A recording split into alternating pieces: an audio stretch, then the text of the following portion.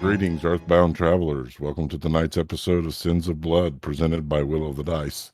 I'm Tier the DM, he, him.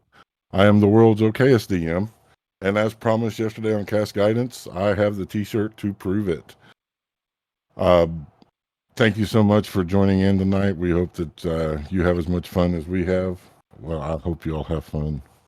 I have dastardly things planned. Before we get started, we do have some announcements to make. First and foremost, we are for mature audiences. Viewer discretion is advised. Secondly, we do not encourage the use of nicotine and nicotine products such as cigars, cigarettes, or vaping. Just because we do it doesn't mean you should. We want you to be happy and healthy. Finally, we are in no way, shape, or form affiliated or associated with any TTRPG creator, publisher, or manufacturer. We're just a group of friends come together to play our game and share that with you. That being said, Locke. Hi, gamers. I'm Locke Clark, and I want to talk to you about our musicians for this endeavor. Those who are going to provide heightened feels and background inspiration for our gameplay. They make our game cooler for you and for us. And those musicians are Michael Gelfi, Kevin MacLeod, Dwergar, Jeff Farber, and our very own Patrick Taylor, Peculiar Patrick. Thank you. Thank you very much. Yeah. Well, thank you. Thank you very much. We love our Peculiar Patrick. Oh. Yes, we do.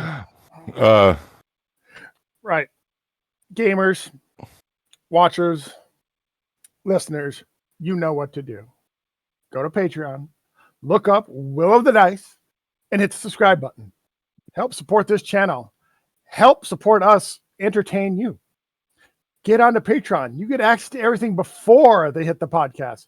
You get access to After the Rolls, who, if you've been paying attention, is now hosted by someone new. But you got to log in and subscribe to find out who. So go on to Patreon, hit subscribe, help support us. It very much helps us a lot. Thank you very much. Also, are you a Amazon Prime member? Do you know that you get a free month subscription to Twitch? So you can subscribe to our Twitch, and Jeff Bezos pays us, which is awesome. And you don't pay a thing. It's free. So subscribe, please. You just have to remember to re-up your subscription to us every month. You have to do it manually, but make Bezos pay us money. And honestly, guys, the biggest thing that you can do is tell people about us. If you watch us or listen to us on podcast, if that's how you digest the series, make sure you're rating, make sure you're commenting. Helps us out a lot. Tell your friends, get on social media and be like, hey, go watch these guys. It would be awesome if you told people about us. Be that annoying friend. Yes, be that annoying friend. See how well I do tonight. I am a little bit under the weather. I'm having some issues with my sinuses. But I have some fuckery planned. So let's get into introductions so we can get down to it. Greetings, gamers. I am Wrath the Mad, he, him, and I'll be voicing the voice of Sarek the Blade, the 6'9" bronze dragonborn with pearlescent horns and swings a big sword. So he is also a he, him, and I can be found at BLK Dragon 13,000 on Twitter. Hey everybody, I'm Ren Matley, she, her, and tonight I'm going to be voicing Nan, she, they, and her counterpart as Mina. Nan is 5 foot tall, shoulder-length brown hair, plain brown eyes, appears to be an elf, and acts a little funny every now and then. Not always elf-like. That's all right. You can find me over on Twitter at Ren_Matley. Hi, gamers. I'm still Locke Clark, and tonight I will be playing Lazarian, also called Laz. Laz is 5 foot and a bit, 5'5", and I am a he, him. Laz is a they, them. They have extremely pale skin, blue-black hair, shaved on the sides and the back. They have mismatched eyes and scars running over most of their body that on closer inspection are some sort of script. They woke up in Keep Gregorian without any recollection of who they are or how they got there. And they've got some other weird quirks, including a second voice. And you can find me on the Book of Faces and the Twitter Patients at Lock Unruly. That's Lock with an H. Hello, everyone. It's me, Patrick, the voice of Draft Vitakin, part of the Angermore exchange program with the Material Plane. Draft is an Umberkin trained in the art of assassination. He's now set to help stop Vashka from being released, or if released, murdered. And Draft is determined to leave his name in the book of history. And you can find me on Twitter at Peculiar Patrick. I am a he, they, and the wonderful Draft is a he, him. Hi everybody, this is Ames, and I am the voice of Brika. We are both she, her. Brika's a 5 foot tall, appears to be an elf, but she's actually a fairy. The party knows what she is, but she still tries to keep it under wraps. She's got indigo colored hair with 2 acid green stripes at the temples and matching eyes, and she is wearing the so colorful robe of eyes that always looks like those eyes are watching you, even if she may be asleep, but you would never know.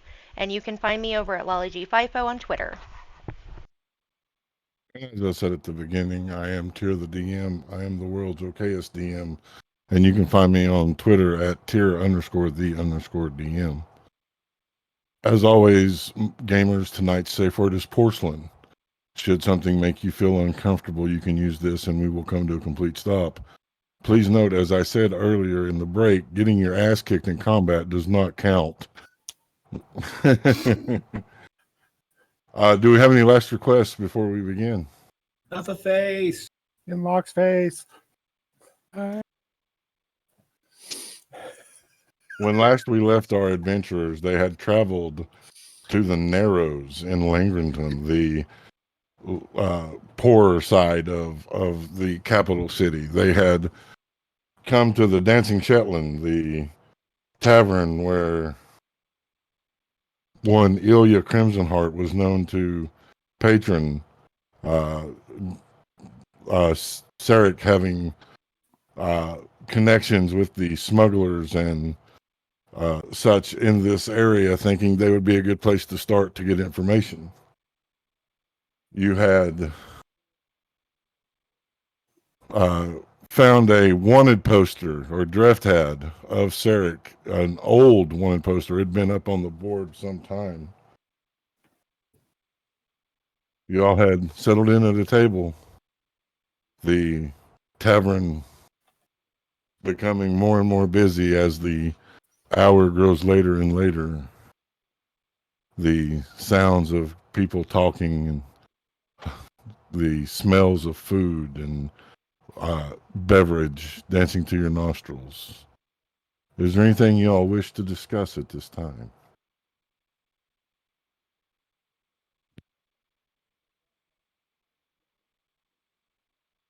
I'll start at once. Right, we were discussing our next plans of where we wanted to go next, I believe. But I believe Nan had some objections to discussing it down here. I just be concerned that there might be too many ears.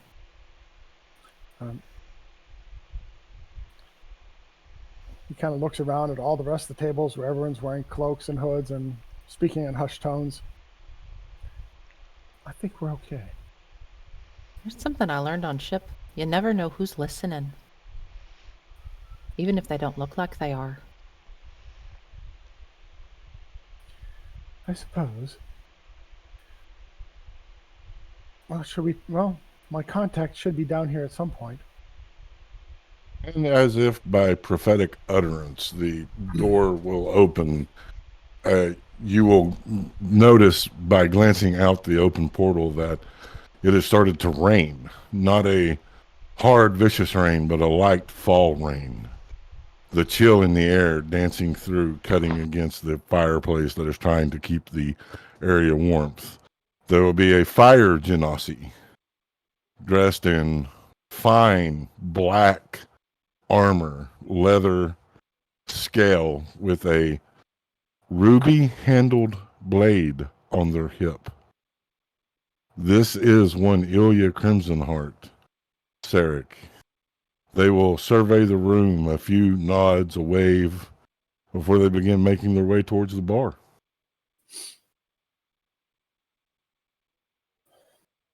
Yes, he always knew how to make an entrance.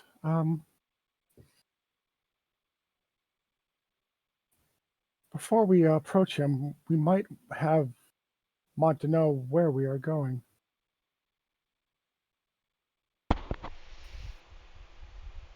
As we discussed previously, we have the location of 2 or 3 per se, and the rumor of a 4th stone here in town, at least possibly.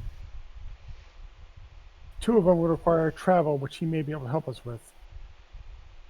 The last one is currently possessed by our foe. It would seem to me that we could arrange travel, but put it off a bit. We're not in a rush to leave, yes? So we ask them to begin the arrangements for travel and give us some time to poke about here and see if we can find the one that is supposed to be here. If that is our decision, then we only must make a choice between trying to go to the Nightmare Realm or going to the Silver Spire.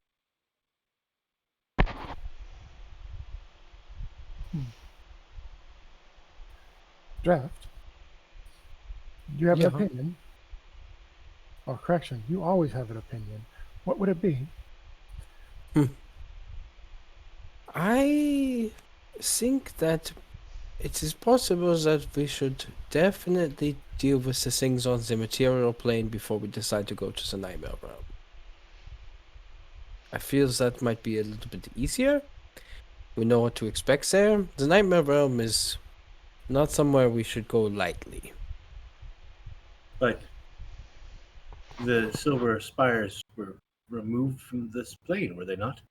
Does that not mean that they are no longer on the material plane? No, there's one in the Narrows here, yeah? The stones that's here in the Glandamere. At least that's what we've been told.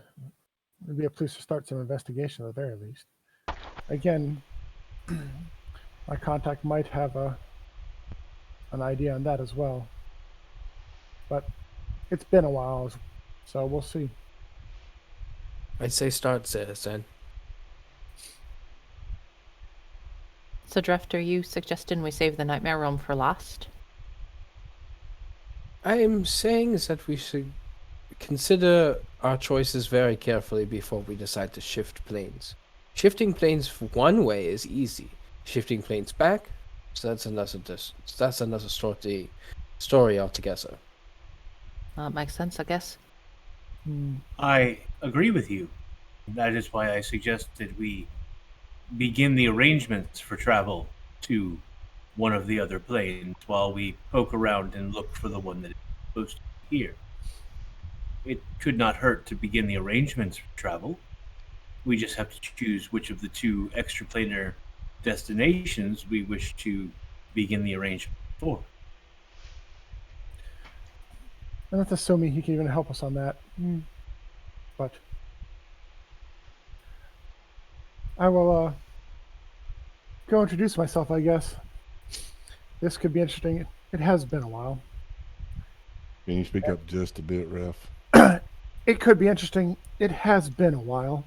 And then he'll stand up and walk to the bar. You will see that Ilya is there at the bar, flirting with the barkeep, waiting for their drink. He'll lean up against the bar, look at the barkeep. I'll have what he's having, and then I'll cover his as well. Well, That's mighty generous of you, Strain. Well, I'll be damned. Been a while. You've got to be either brave or stupid to be back here. Jury's still out on that one. The How have you been? business is good. Well, we're having some troubles, but that's to be expected in my line of work. Fair enough. And your line of work is why I came over to say hi. Oh, you have me curious. My companions and I need to travel to somewhere that's rather hard to get to. And you might be not necessarily on this world. Oh. Your companions, huh? They will cast a look around.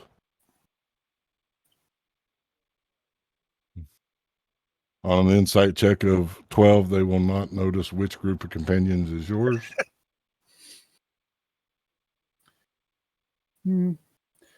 I've signed on with a new crew, and we're been hired to do some work, but it's taken us all over the place. We've developed a taste for archaeology, something you might be able to help us with as well. Well, let's who will look back to the barkeep. Susie, can we use the office? Well, anything for you. He will nod and look at you, Laz. Well, maybe we should not speak so openly in the open. You and your crew join me in the back office. He will pick up his shot, shoot it, and make his way towards the back office, waiting for you to follow. He'll do his shot, place his coin on the bar, and look to the group, nod for them to follow him. We follow, or I follow at least. Yep. Rika will Nan will follow, but she's bringing her stew with her. The back office is nothing elaborate. There's a small table with some scrolls and an arquebus. There, it is kind of cramped, but it's back enough away that most prying ears won't hear. Ilya will take a seat in the one chair in the office, kicking their feet up on the desk, eyeballing each of you intently. Several moments of silence before, well, this is a hell of a crew you got, Sarek. They're interesting. And he'll lean up against the wall so he doesn't take up quite so much space. So, we're looking for travel to an extraplanar destination. But before we go, we're also possibly interested in some archaeological interests in this area. Well, what kind of archaeological interests? Looking for something old, highly magical, and probably highly protected. Rumor is it was in the Narrows a while ago. Well, that could be one of 100 things, sir. Please, we've known each other long enough to speak blunt. We're looking for one of the stones of power. The stones of power. Are you serious? Deadly.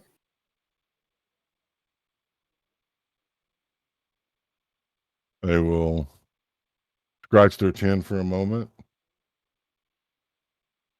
I may be able to locate it, but nothing's free, Sarek. You know that. I'm well aware. So I have a problem. And let me guess, we might be the solution to your problem. Well, the last two that I've sent were not very capable. Something or someone keeps raiding one of my stashes every time we bring in new wares, so to speak. The next day, they're destroyed and gone. Would do good to have someone with your particular set of skills to go take a look. Oh, I'm sure we can accommodate you on that one. In exchange, you will provide us with the very least a starting point to find this power stone, if it's still here even. I will do my best. As for planar travel, I don't know anyone with that power. It's a shame you can't find Plinth. Plinth? Anyone is welcome to give me a history check at this point. Yeah.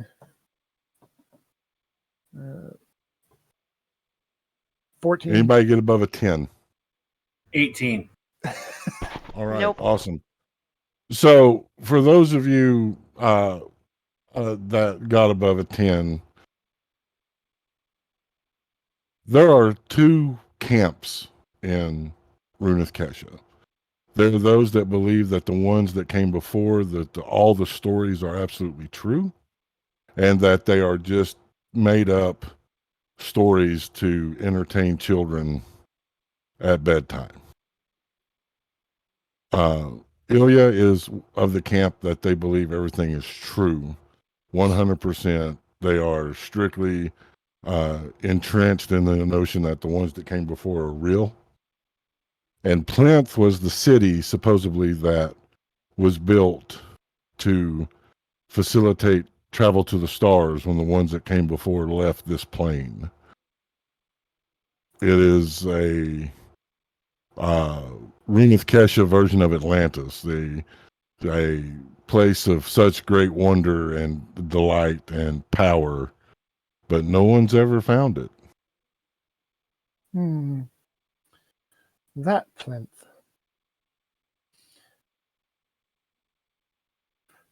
We might be able to come to a accord on that one, but first things first. You said something about a warehouse that needs watching. Well, it's more of what you'd call a cave, you see. We're down next to the coast. We have a cave that certain clientele use to deposit and withdraw before checking into the harbor with the harbor master. And someone's been stealing and destroying from that cave. Yes. Inside job? I don't know. Not been able to ferret out any rats, that's for sure. If I may, were we to discover the transgressor, are you asking us to, how to phrase? Do you wish them to lose their kneecap privileges or their breathing privileges? Oh, I like him, Sarek. It's they. Kneecap. And I apologize. I like them.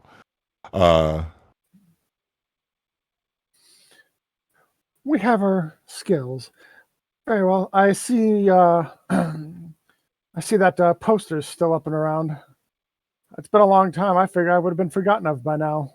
Oh, no, I make sure it stays up. Good memories. For some.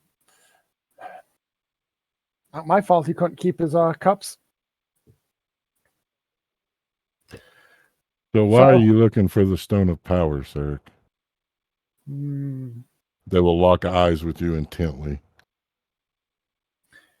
There was someone else, a very powerful someone else, who's looking for it as well. And we're trying to get to it before him. If he gets it, it's bad for everybody. I don't care what side of the law or the world you stand on.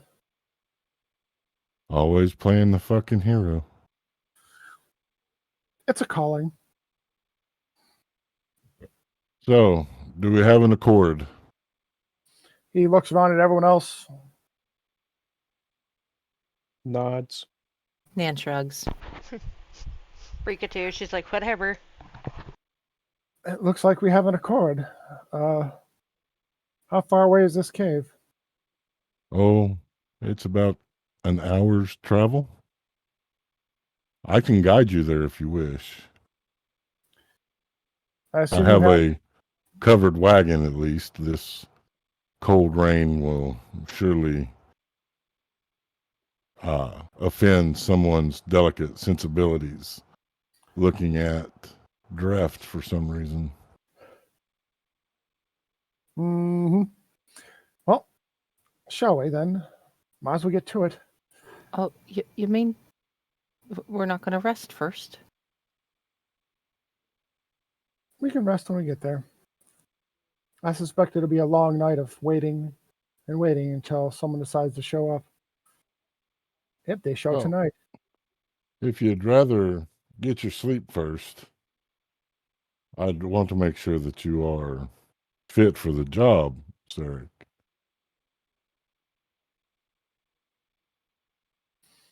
He looks around. Ooh, where are we at anyways?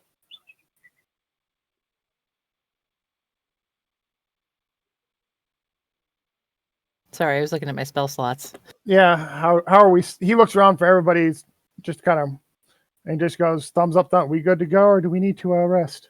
I'm not sure how the rest of you are feeling after our travels today. If there's even a chance something might happen, I'd rather be rested first. Fair enough.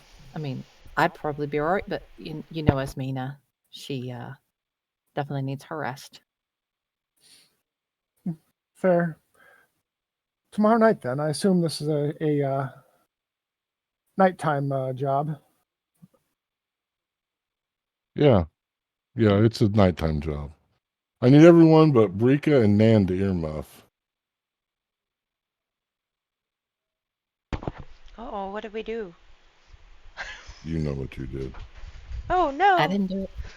her. Something seems off. You can't put your finger on it, but something is unnerving. Is it about the situation or about Ilya? You can't tell. Okay. You can only tell that something feels off. Mm-hmm. Nana's gonna kind of look at Brika out the corner of her eye and quietly speak in Sylvan. Does this feel a little odd to you? Something, I can't put my finger on it, but something's not right. Oh, definitely. What does Esmina think? Would Esmina be getting this as well, Tyr? Yes. She agrees. Something doesn't seem right about all this. I'm not sure what it is. If it's, I mean, he seems in an awful big hurry to get us there, and then he's okay with waiting an extra night. I don't know if that's it or something else, but something isn't right. Mm-mm. I just wish I could figure it out. You don't think he speaks Sylvan, do you? I hope not. Tyr, you're muted. Please give me an insight check, both of you. Okay. Ooh.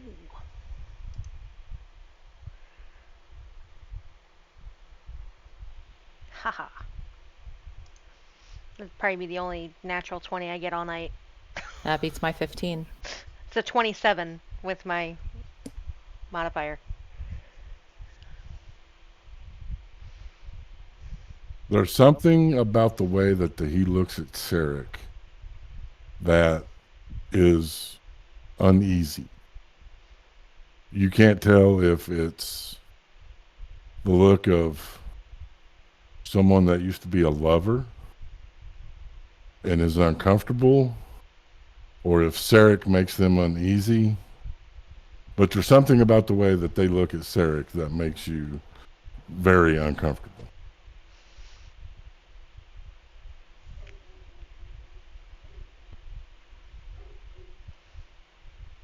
Hmm.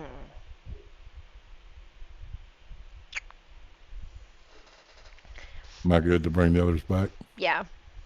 I think so, yeah.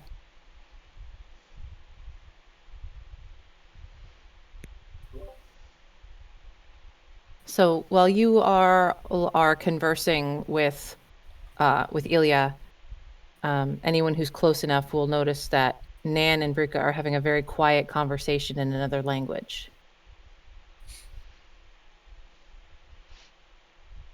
And when Nan and Brika stop talking, Brika will wait till a pause in whatever conversation was going on, and then she'll just be like, so we're gonna rest first, right?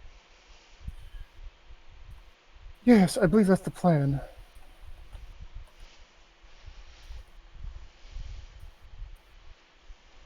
We shall meet here tomorrow. Same time? We'll be here. Before we leave the room, I'd like to do something. Okay. Give me just a second, sorry. I'd like to spend 2 stealth points to do a subtle spell and cast Detect Thoughts.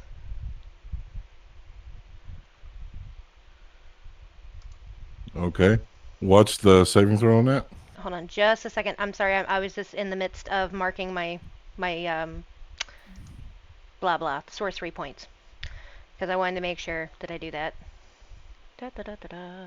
And okay, for the duration, it is Wisdom 15. You are unable to glean their thoughts.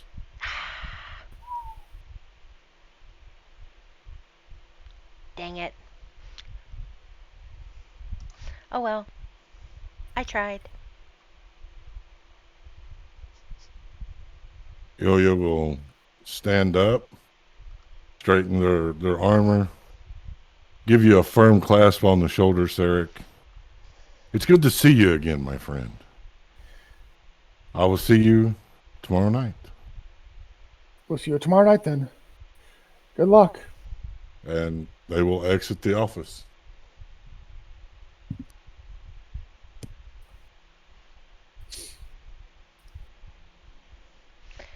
So, did that seem odd to anyone else? What? What do you mean by odd? You didn't get the sensation that, all this is a little weird. What's a little weird? This whole thing with your friend there and what they're wanting from us, it's something's odd, something's off. There's something very strange with the way he's looking specifically at you, Sarek. It's like he's uncomfortable about or unsure about something with you in general. Either you make him uncomfortable or situation or something.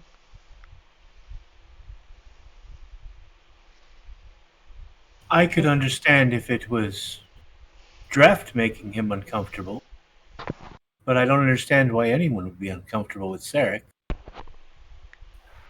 Sarek, how do you know him? Let's just say not all my jobs were, and the work that I did was on the right side of the law. And he also helped me get out of town after my incident here. But he keeps the wanted posters up. Notoriety. Which is interesting, now that you mention it. Give me an insight check, Drift.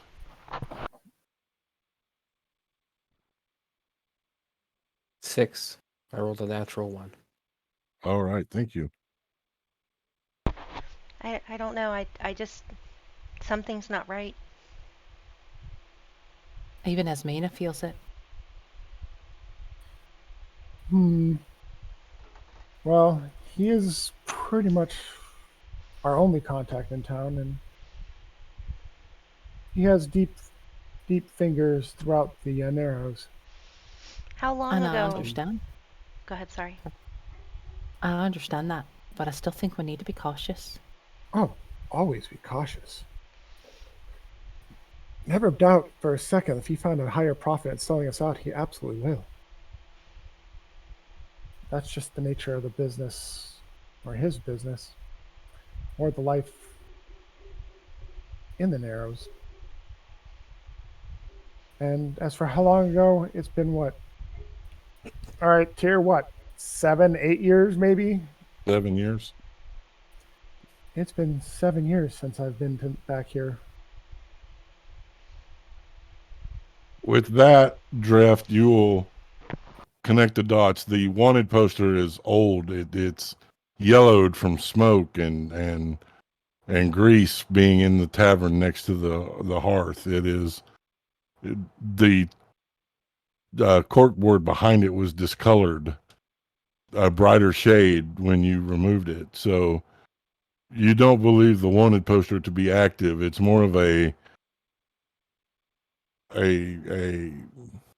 inside joke that it remains on the board.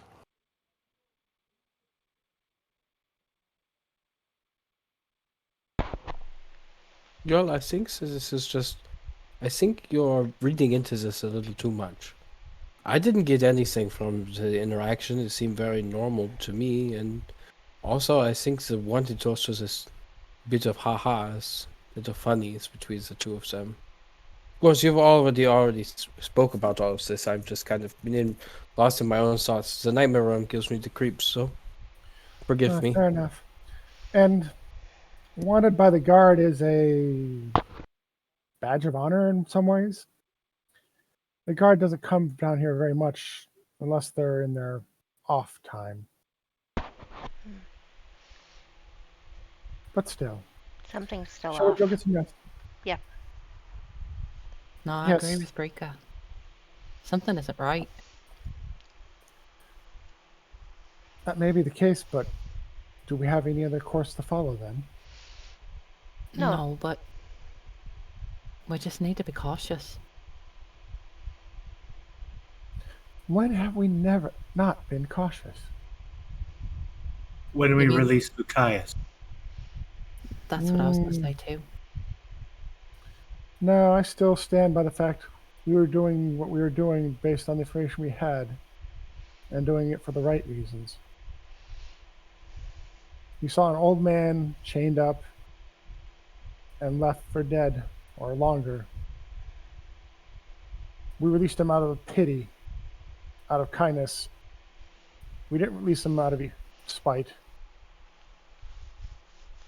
We may have been duped, but we were duped for the right reasons.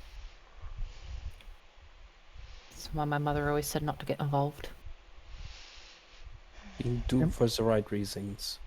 So that is a new one. Good night, all. And he'll exit the room and go to the room that has been paid for him. Do the rest of you adjourn for the evening? Yeah. Yes. Yes. Go ahead and take a long rest, please, as night will pass peacefully. Woohoo! Yay. Yay. Do you have anything that you wish to accomplish during the day, or shall we just skip to the meeting with Ilya? Nan would take a little time to let Ismina set spells for the day. But other than that, I think they're good. Dreff would want to ask Sarek something, since he is somewhat familiar with the area. Yeah, if you So find him in his room, he'll be writing in his own tattered notebook. Knock knock. Yes, Draft, how may I help you? Do you mind if I come in real quick? Just you seem occupied, and I don't wish to take too much of your time. No, it's fine. I'm just getting caught up some writing. He'll step in and close the door behind him, and step forward and say, ask in a very hushed tones, "Dear Sarek, As you know, I am one of the sneaky, pokey types of people, and I was wondering if you knew of any sort of place that would sell goods for my type of profession here in the city. Here? In the Narrows, especially in the Narrows, contraband is hard to find for that type of profession because the Church of the Red-Eyed Raven has such a strong root hold in this area. So without them being a guild member, they could try talking to Ilya when they meet again, as Ilya deals in contraband of all types, but the normal shops that have such things will not do business with someone outside of the guild. Fair enough. Yes. Unless you're a member of the local guild, chances of you finding such implements are rather slim. Your best bet is to speak to Ilya. He may have some options, or maybe he'll get you an introduction. Although dealing with the Red-Eyed Raven is perilous at best. It seems everything we do is perilous these days. Seems everything that's on the material plane is perilous. But I appreciate your honesty. I was just hoping to find some new poisons. So poisons I can make are good, yeah, but they're not the poisons that I have read about and such things. And you never know when you might need some subtlety instead of bombastic entrances. Yes. You never know. Well, I see I have won up my welcome. I hope you have a good rest of your day. I will just be hanging around, probably listening to whispers and drinking.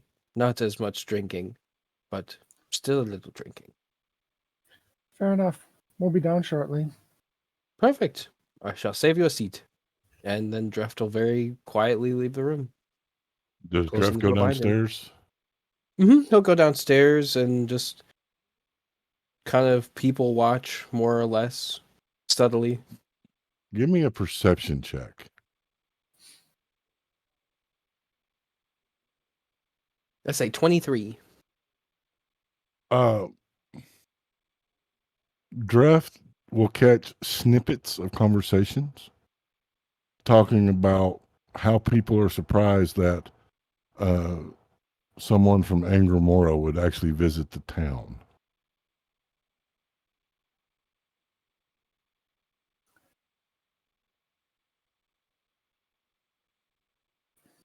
That is definitely interesting. He will think to himself. But he'll keep to his own cup. All right. Do any of the rest of you have anything?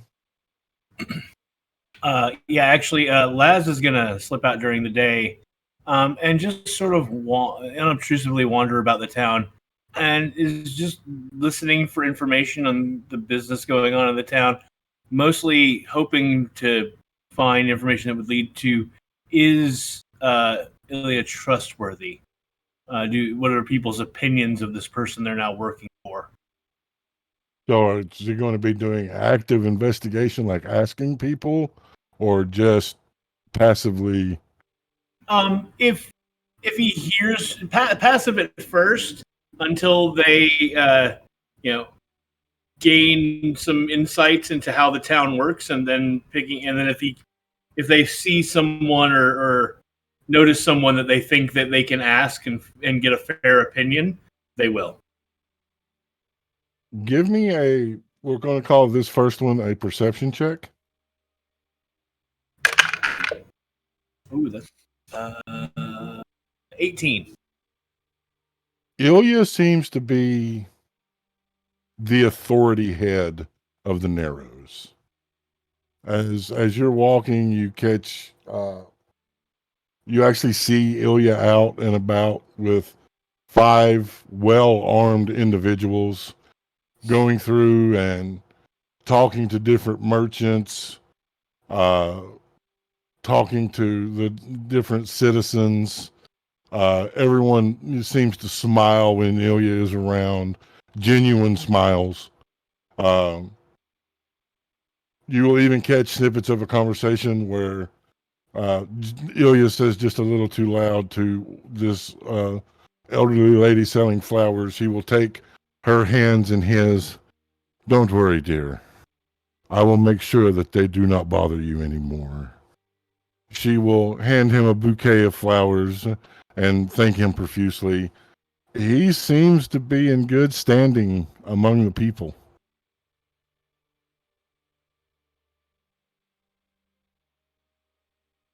Well, if I actually see Ilya out and about interacting with people, then I want to actually do that.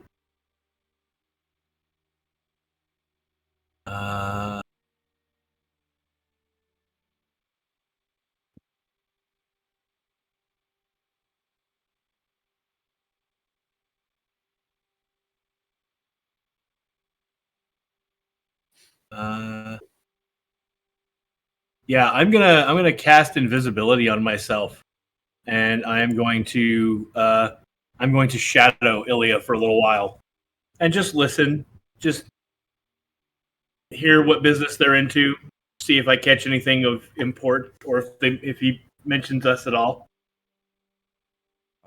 You'll spend how long does the invisibility last? Is it greater invisibility or invisibility? Just regular invisibility, and it's 1 hour. For the next hour, you will shadow Ilya. You will come up in conversation once while they are at a small food stand. It is a small single room building with a counter out front to step up to and place your orders. Ilya will casually mention to one of the individuals, I believe that our troubles will be over with after tonight.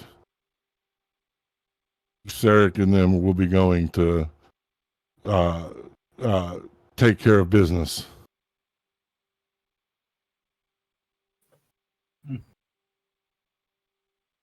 Okay, that would satisfy Laz, and so then Laz will head back to the inn, and we'll sit down, get some food, and take a short rest in the bar before going to meet the others later. Are the rest of you doing anything? Before Brika would have went downstairs, she would actually gone over. They had tried to check on Sarek the night before, but she's actually going to knock on his door and bring him a cup of tea. Oh, why, thank you. I appreciate that. Yeah, I just wanted to check on you. I know that we all went through a lot the last couple of days, and It's been trying. well, she's gonna look down because that's just what Brika does. You all know what mine was. That I saw my mother. She's gonna Yes. kind of look up a little bit, and what was yours? How are you doing with that information, with that knowledge? Do you have a mother? I don't know. It's everybody says that's well, when I say everybody, you know what I mean, but they're all saying that's my mother. And I have a memory now that I didn't have before. But like I don't know, my entire life I didn't know who I was, who my mother was, and now all of a sudden there's people telling me this is your mother and I'm supposed to just accept it. I don't know. It doesn't feel real. It may not until you meet her. What changes? Until you meet her, she's still ethereal? ephemeral. If you even meet her, if you want to meet her. Well, I guess we're gonna have to because apparently she may have one of the stones. Fair enough. But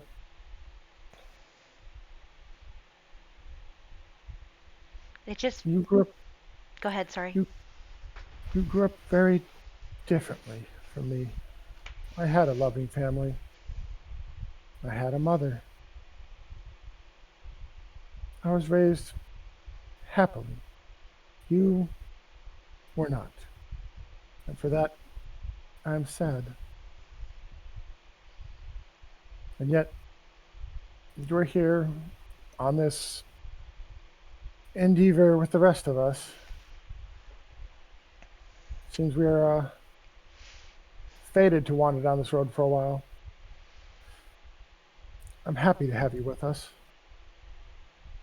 Thank you. I'm kind of happy that I met you and you were the one on night watch. Yes, you make excellent tea. You know, part of the gig when you're trying to tell fortunes. Fair enough. If we ever make it to my neck of the woods, we'll definitely have to stop by the tea shop. Yes. Draft. You feel as if someone is watching you intently. Might I take a perception check to see if someone is watching me? You, if you want to be casual about it, or if you want to be active, you may make an investigation. Whichever. Please let me know which you choose. Super casual perception.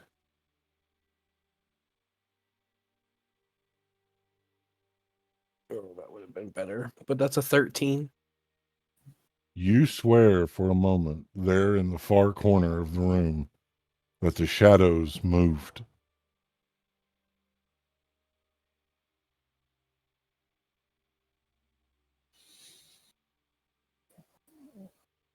Draft will do the go to the bar, do the casual, like, stand up, drink his drink, go to the bar and get another drink kind of thing, but very casually look at the corner where he thinks that he saw the shadow move. The corner will be empty, but there is a mug on the table, as if someone was there drinking and watching you.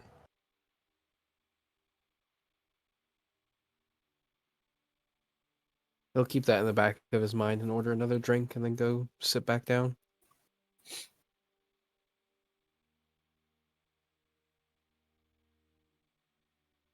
All right.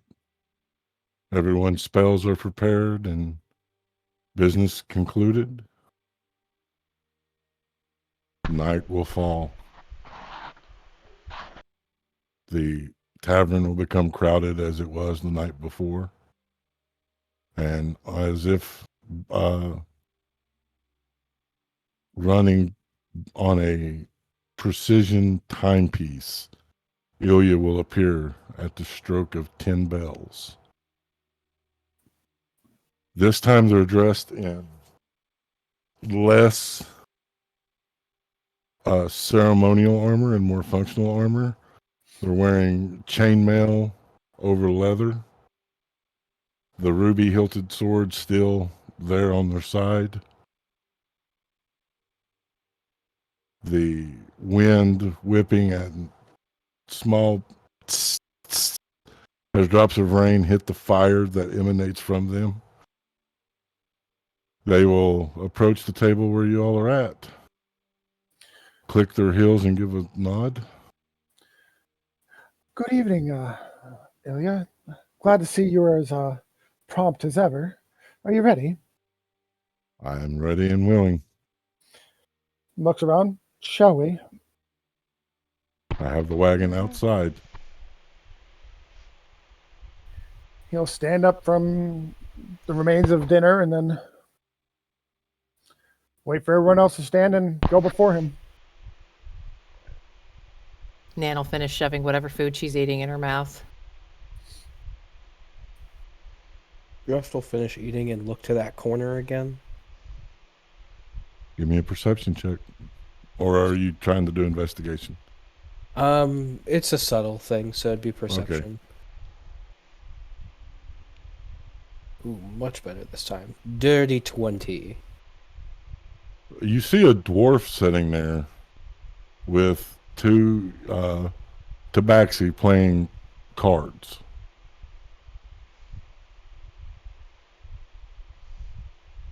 He nods his head and takes note of it, and then gets up and leaves the bar with everyone else. The wagon is unremarkable. It is just a covered wagon. There are seats in the long benches along the back sides for y'all to sit on as Ilya will climb up and take the reins. Once you're boarded, you begin heading towards the coast to the north of the town. You will exit the Narrows, entering into the Merchant's Row. Such a vast difference. The Narrows, filthy, crammed, dirty. The Merchant's Row, opulent, immaculate. The streets are fine cobblestone. The architecture is beautiful and awe-inspiring. The different businesses, their shop windows alight with blue crystals highlighting their latest wares for sale. Here you will exit out of Langerton and begin the winding descent towards the beach. You will come to a large cave entrance. Ilya will stop the wagon, jump down, looking around, knock on the wagon to let y'all know it's okay to come out. Sarek will hop out and look around. You will see that the shore comes up to the beach. The sand from the beach comes up to the entrance of the cave. That during high tide, it would be very easy to take a small rowboat actually into the cave. You've actually been here before, Sarek, a long time ago. This is one of the places where, as was said, merchants will drop wares that they don't want discovered by the harbor patrol. Mm-hmm. He'll wait for everyone to get out, offering his hand to anyone hopping out.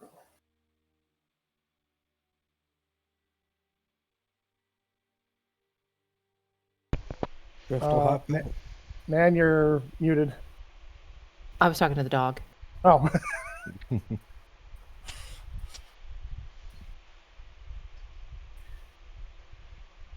He'll look around, and once everyone's out, head into the cave. As you all enter the cave, as you come to the mouth of the cave, Ilya claps you on the back, Sarek. He got here before you did, and will shove you forward. I need an opposed athletics check. Oh. Dick move. 22. 23. You will go stumbling forward. Ilya will whistle, and the unseen individuals at the top cause an avalanche or cave-in behind you all, sealing the exit. Blue crystals will alight, and there, in fine red robes, hair pulled back tight into a top knot, well-groomed, is Lucius.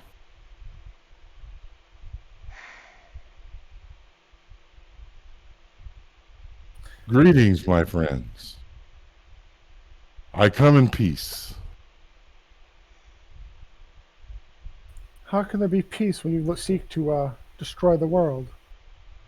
Well, I come in peace for now. I want your stone. I know you have one of them. No.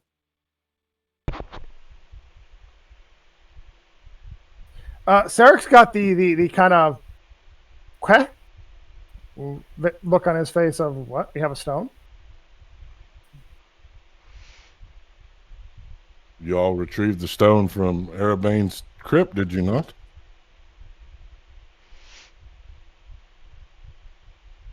I do not know what you're talking about. There was nothing in that crypt. A pity. Well, then I guess you must die. They will clap their hands together, spinning their palms, and when they pull their hands apart, you will see 4 beams of light appear in front of you. I need everyone to please roll initiative as demons manifest. You may also join me in Now Better Rodeo. I bet you wouldn't let me get a reaction in there, would you? Nope. And this is why you don't get involved. Yeah, but it's so boring not being involved. But you live longer. Sometimes. Do you really? The other thing to consider is that sometimes the only way to get out of the mess is to get through it. Just remember, Nan, this is life. No one gets out alive. And he grins, pulls a sword. Sarek, All right. that's not helping. So you all will see 2 red-furred ape-like creatures appear. They have long, distended arms, and they walk on their knuckles, much like a gorilla. They have a single horn, much like that of a unicorn, protruding from their black foreheads. Their eyes glow crimson, and beside each one is a hound covered in thick black fur. You see fire underneath, glowing almost like lava, underneath the rows of ruffled fur around their neck. All right, Laz. 13. Dreft. 23. All right, nice. Nan. 12. Sarek. 4! And Rika. 21. Oh shit. My notebook's out of pages. Oh no. Do you have another notebook? In the other room. Well, you better get it fast. Okay, I'll be right back.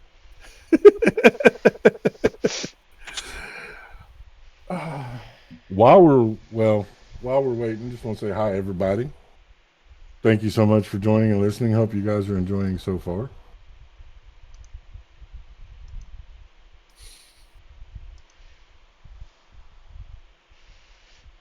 Waiting for our resident note taker to return with their notebook.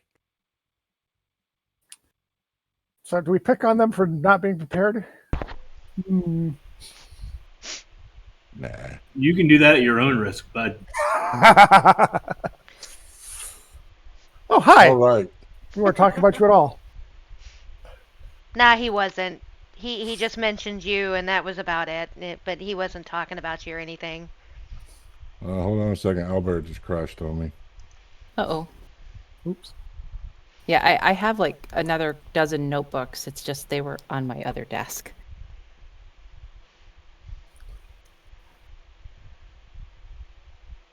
But if you, Welsh Turk, if you ask Nan, Nan doesn't want those memories. That's true. What memories? Welsh Turk told me not to make fun of the person who holds your memories. The note taker. Ah, yes. All right. So, Drift, you're up first. All right, since I am up first and the wonderful target that I'm about to target has not acted yet in the turn, I will have advantage. Dreft will very quickly access his heavy crossbow, take aim, and fire at Lucius. All right. Go ahead and make the attack roll, please. That will be with advantage since you have the assassination. Yes. Yes, because he hasn't acted yet. That is a 26 They hit. That will hit. for a total of 8 piercing damage. And your sneak attack. And my sneak attack. Gotta scroll for that one. That is 13 sneak attack damage. And then All right. using my movement, I'm going to move 30 feet into these rocks to the right of me and bonus action hide. All right. Give me a stealth check, please. Not a problem. Clear all these out. Stealth check is a 24. All right. So y'all will see Drift quickly with their crossbow already prepped and ready to go. An arrow piercing into Lachias's shoulder. They will growl, looking intently at you. Before Drift becomes a shadow almost, stepping into the cluster of rocks, hiding themselves. That will bring up Rika. Yep. Before she casts anything, as all this was happening, for once she actually curses in something other than Undercommon, and she just says, "Motherfucker," as she prepares to cast Hunger of Hadar. I want to put it, like, right here, because is Lucius really still there, or did he disappear? He's there for now. Okay, because the Hunger of Hadar, right here in between Hound 1, Demon 2, and Lachias, puts out a 20-foot radius sphere of blackness and bitter cold, centered on the point within range, lasting for the duration. It has a dexterity 15 save. All right. And it does. The void creates a warp in the fabric of time and space, and the area is difficult terrain. Any creature that starts its turn in the area takes 2d6 cold damage. Any creature that ends its turn in the area must succeed on a dexterity saving throw or take 2d6 acid damage as milky otherworldly tentacles rub against it. Okay. I'm going to roll. What's the DC on the saving throw? 15. And that was Dex. Yes.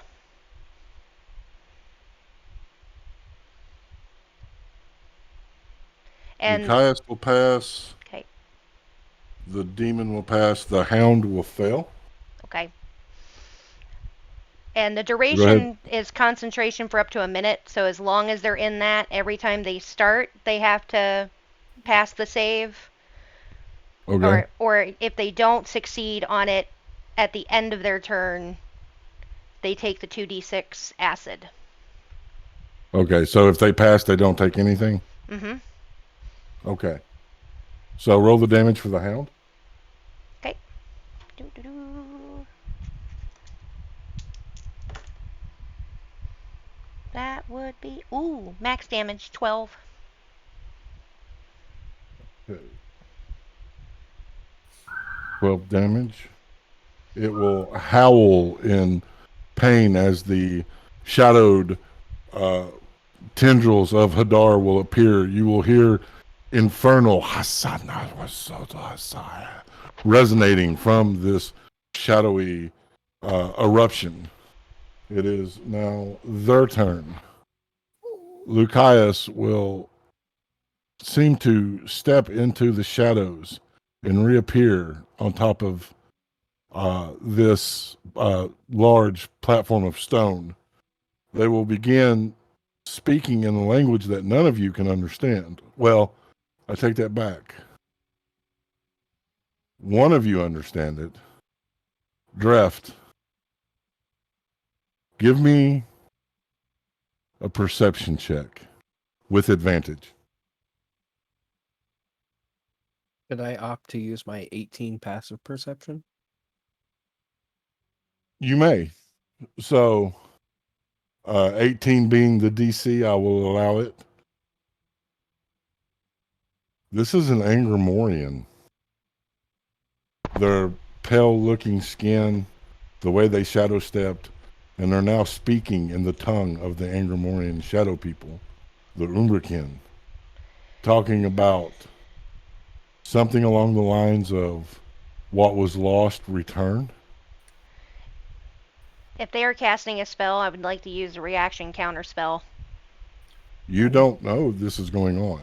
Okay. You just hear them speaking in a language. Give me an Arcana check.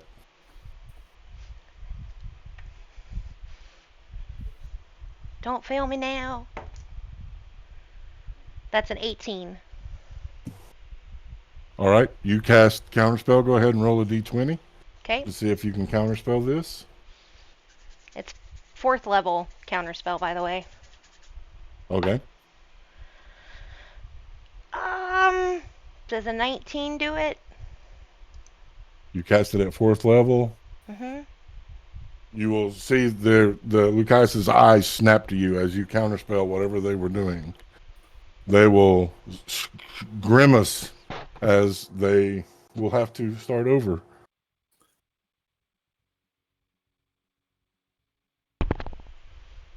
All right. Hound 1 will charge you, Nan.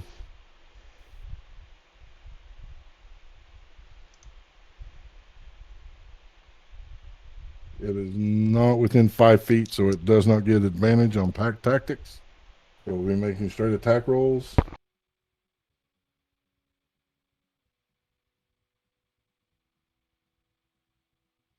That is an 8 to hit. I'm assuming that will not hit. That will actually miss me. All right. Demon 1 charges Sarek, swinging its long ape-like arms.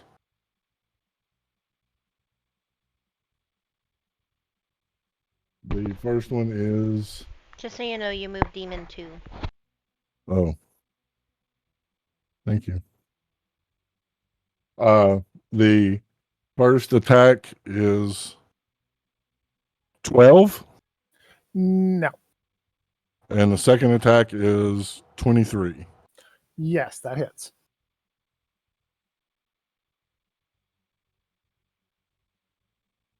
$15 points of bludgeoning damage.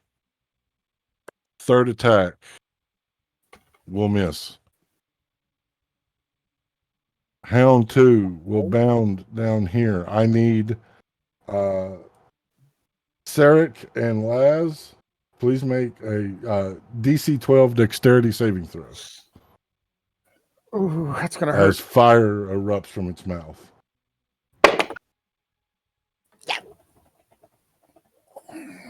Yeah, I'm good. All right, so you'll take 11 points of fire damage each. I rolled a 12 right on the dot. You got lucky as shit there.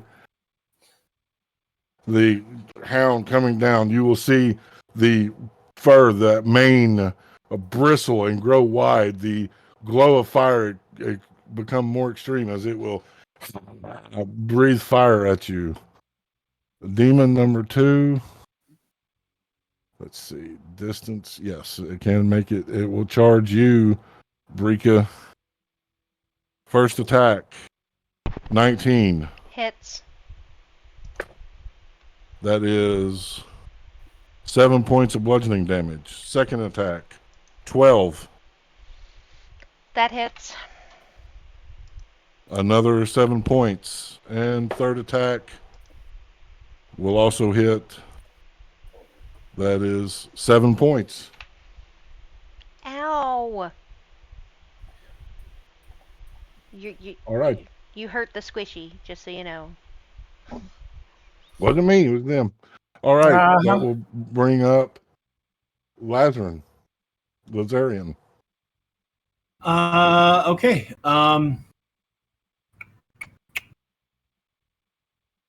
Yeah. Okay. I'm going to cast, then move. I am going to cast at 4th level Sickening Radiance, Okay. centering it right here. Lucius will cast Counterspell. He's only doing it at 3rd level, so I have to roll to see if he succeeds.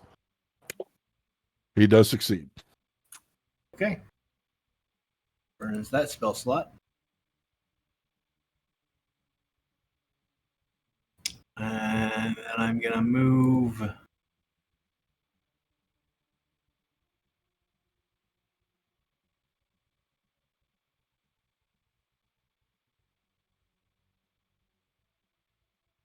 I'm going to move over here to these rocks All right. That'll give on you the far left. that'll give you That'll be my half turn. cover.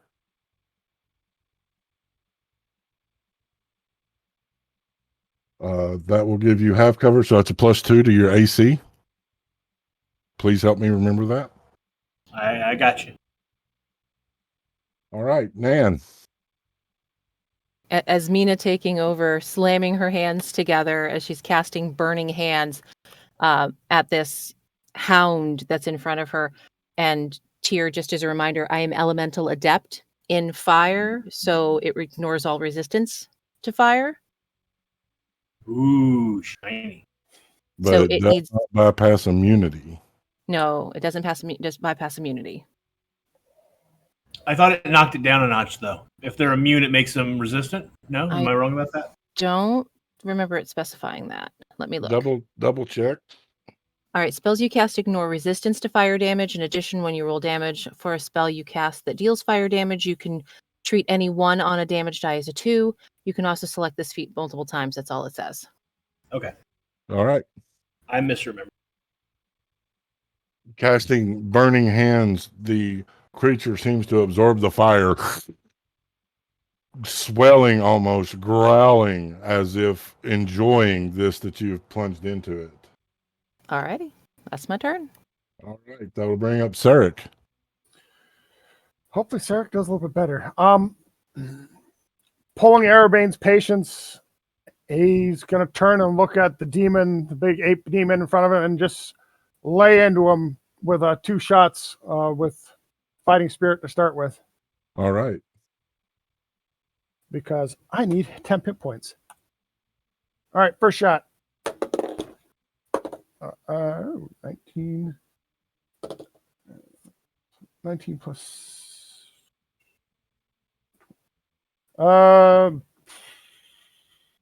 31. 31 will hit.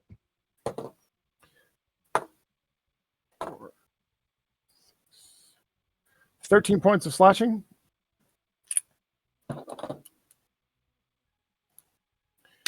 Second attack.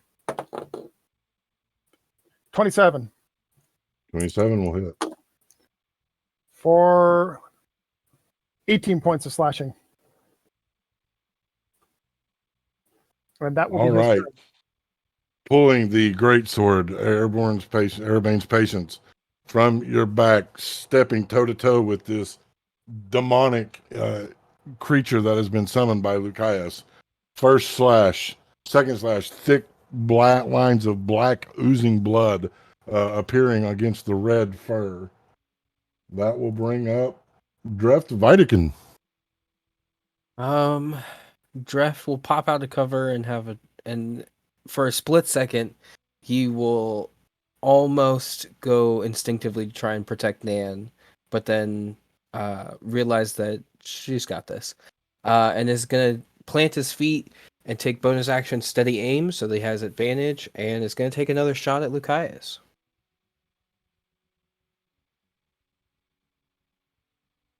That's the crossbow. Advantage. That's a nat 20. Yeah. All right, hell yeah, there you go. You were so hidden, so that will be sneak attack as well. So the bolt damage and the sneak attack damage are max plus roll of the dice. Okay, so let me get the max damage here so that's 10 piercing plus another 10 piercing, so that's 20 piercing damage. And then the max sneak attack damage would be 24. And then regular sneak attack is another 14 on that. So 34. So 54 damage altogether. Ooh. You hit dead center of the chest, missing the heart by fractions. Luke Caius will, whatever they were holding in concentration will break. I grow tired of these games. They will say to you in Angermorian. Is that your turn?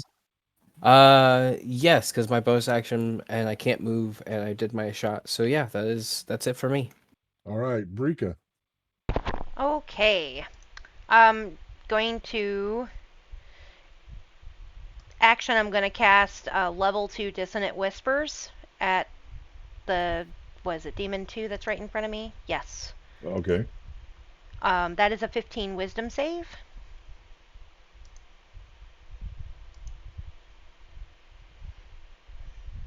That is a natural 19 on the dice. So you only take half damage.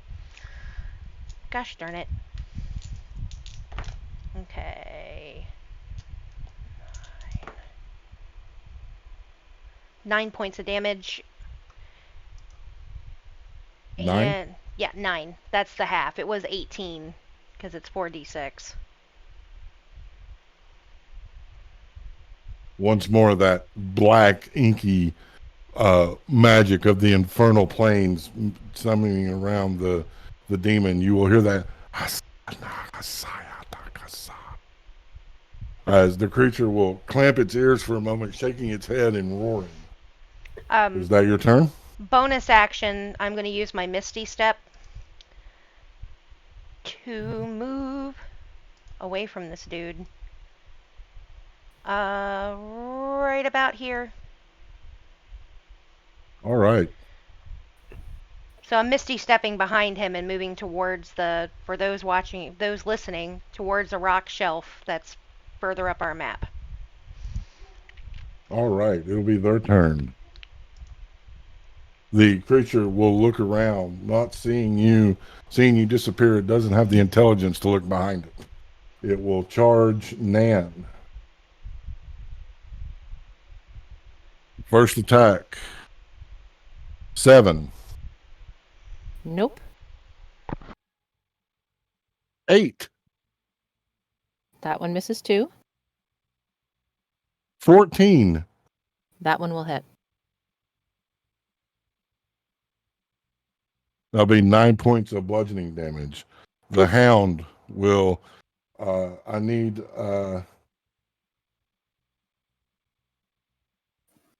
no, it won't use its breath weapon. It's got pack tactics, so it's going to attack with its bite.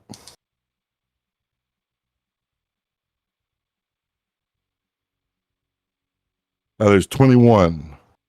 Oh yeah, that hits.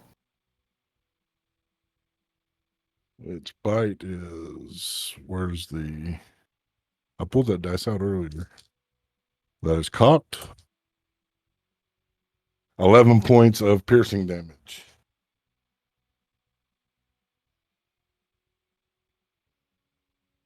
As the demon comes over and clubs Nan hard, missing twice as you're able to move. Then the third one, double fisted, coming down.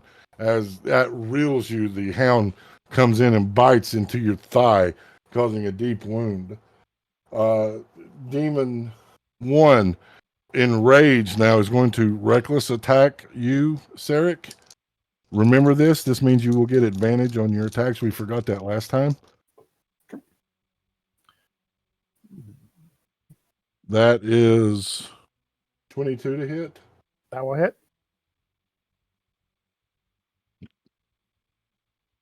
That is 13 points of bludgeoning damage. Second attack.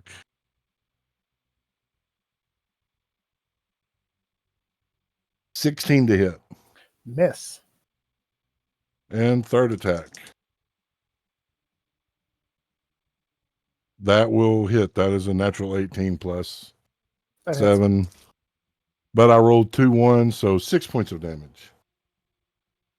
Does the hound recharge its breath weapon? It does not. Yes.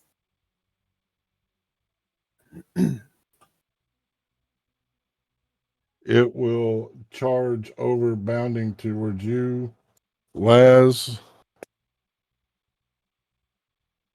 a 10. I don't think that hits. You're muted, Laz. That does not hit, especially since I'm in half cover.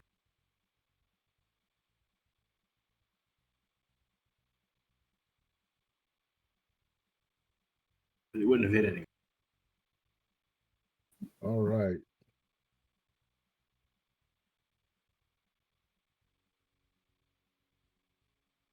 It is Lucius's turn. What is the range? Let's see. Yep, that will impact everyone. I need everyone to make a Constitution saving throw. I have to make it for the monsters as well. Ooh. Is it charmed or frightened? No. Okay. Fail, fail, fail, fail. All the monsters fail. Yeah. 16.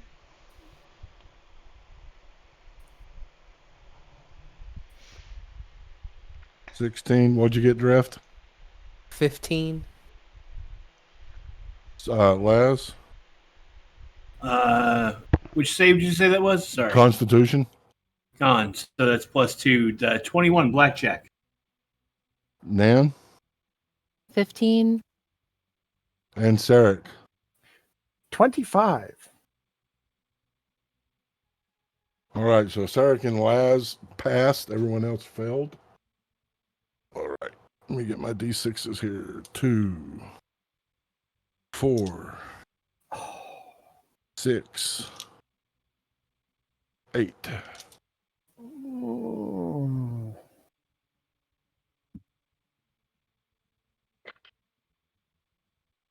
Okay.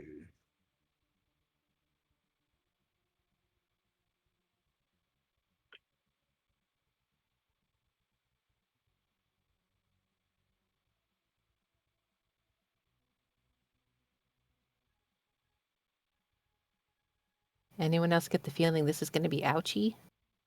You will take 25 points of necrotic damage if you failed. If you passed, you will take 12 points of necrotic damage. Frika looks like half dead. Even Sarek's not looking too hot. Good thing I have a resistance to necrotic damage. I have 3 hit points. Draft, perception check. You got it. 26. You hear him say in Angermoran, take them alive.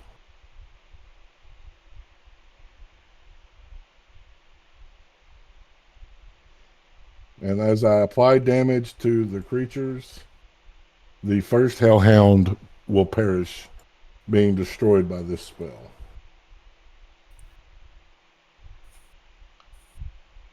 All right, Laz, you're up. Or not. Yeah, Laz.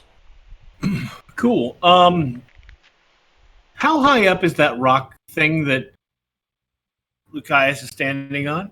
It's 10 feet off the ground. Cool. Ooh. I'm gonna take what I'm sure is the attack of opportunity from the Hellhound in front of me that's about to hit me, and I'm gonna fucking Eldritch Blast Lucius.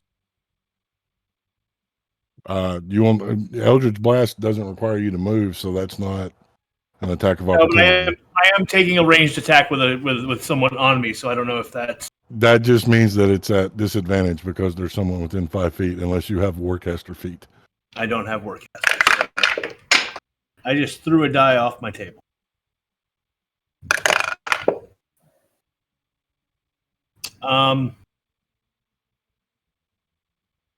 Okay, so I rolled 2 19s.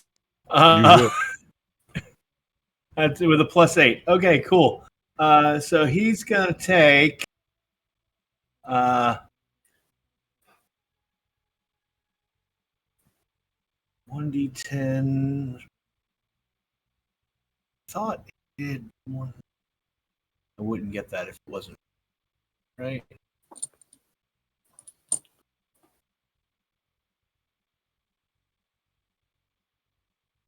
You look confused, Nan. What's up?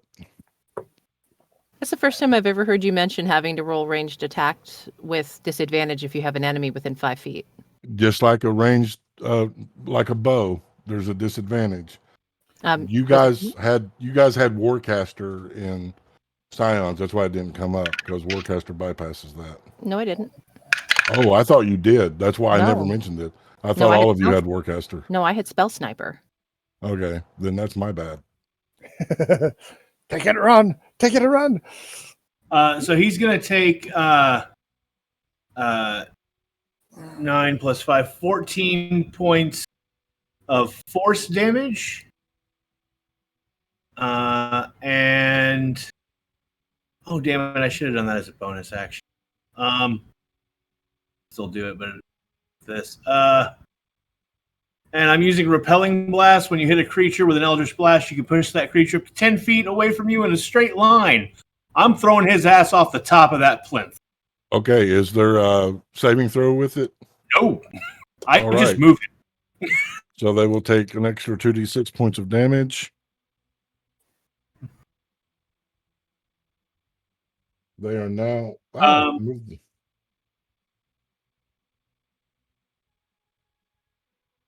They are now behind the plinth.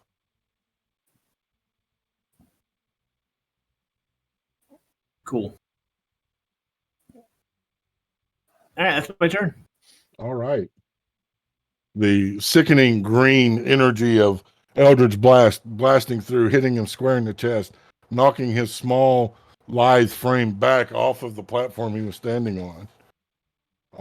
That'll bring up Nan. Well, that changes what I was going to do. Sorry. Sorry. It's okay. It felt like the biggest fuck you I could give him in the moment. No, that's totally fair. I think Asmina's gonna turn toward the creature that's attacking her, and she's just gonna cast Blight. All right. So it That needs is a DC 15 Constitution save to see if it takes full or half damage. all right. That is a con save. You Yes. said DC 15? DC 15 Con. All right. It has a +3, so I've got to roll 12 or better. I rolled a natural 1. Oh, nice. So it'll take full damage. I'm gonna have to roll more than once because I don't have enough 8s out.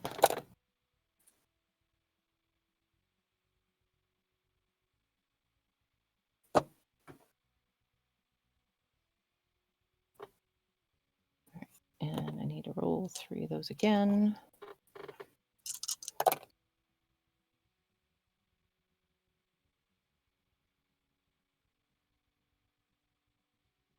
$34 points of necrotic damage. Guess how many hit points it had? 34? 34. Nice. The ground will erupt with thick vines of energy wrapping around the creature. It will try to fight, breaking through some of them before it is completely bound. The necrotic damage burning into it as it drags its form underneath the rocky surface.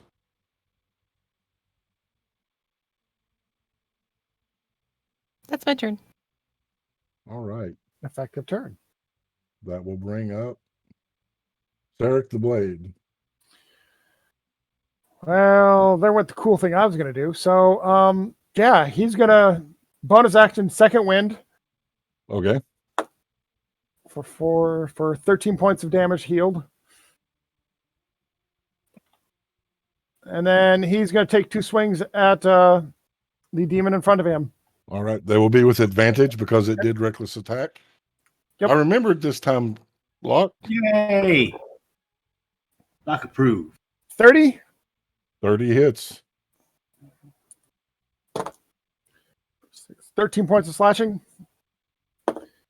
Second one. Come on. 31. Well, you killed it with the first hit.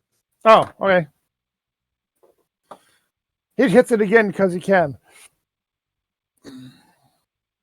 All right.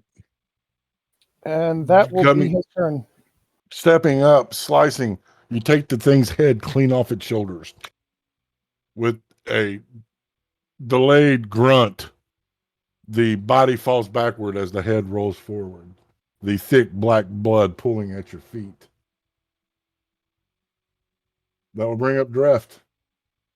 Dreft is going to, seeing as his target has been pushed off the other edge, he is going to use the Blessing of the Shadow Queen and poof 30 feet as a bonus action, closer to where the target fell. So it puts him over by a rock formation, and still keeping trained, he's going to use 30 feet to go straight forward to get around kind of the edge of where Lucius was standing. Okay. Can he see Lucius still there? Let's see. Yeah, you see him. He will. Is he prone on the ground? He is. Can't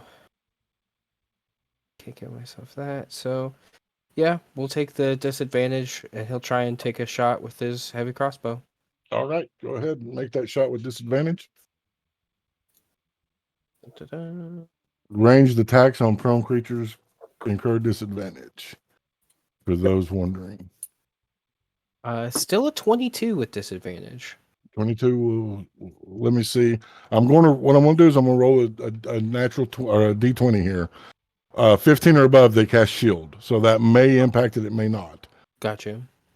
There's a 5, they don't cast shield. So go ahead and roll damage. Hell yeah.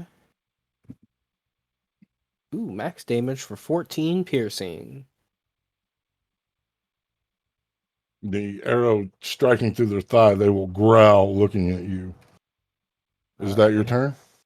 He'll just in anger Morin. It looks like you're at the end of the road there, buddy. And then that's his turn. All right, Rika, you're up. Okay. I gotta measure really quick. I'm sorry. Keep in mind, from where you're standing, you cannot see Lucius. I know. I'm not going that route. I already knew that. We are going to use the cantrip Mind Sliver on the hound. And so that's a 15 intellect save. I rolled a natural 3. Okay. That's 11 points of damage.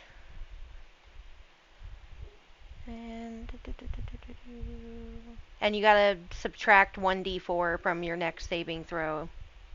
Well, If don't you have have to one. because it's dead. Awesome.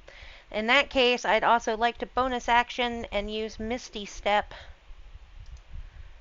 to move. If she's standing on that platform on the rock formation, would she be able to see Lucius if she is standing there, or do I need to move around it? If you're standing on it, you could look down and see him, depending on where you're standing at. Okay. Then actually, I'm going to use my movement to move me right about there, and then Misty Step to make sure. Sorry. I'm making sure I'm measuring right. And so, yeah, she's going to move to where she's standing over off a little bit to his right on that rock formation.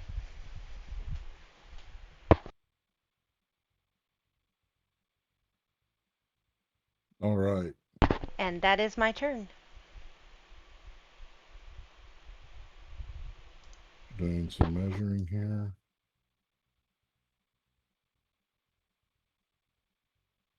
They will shadow step here.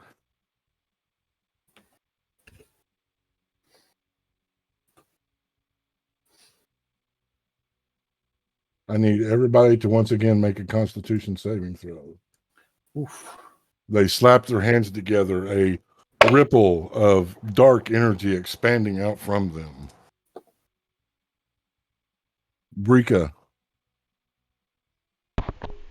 19. 19. Dreft, 6. Laz, 16. Nan, 13. and Sarek. 22. Sarek is the only one to pass.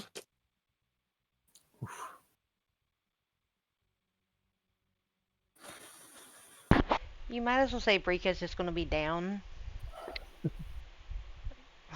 That is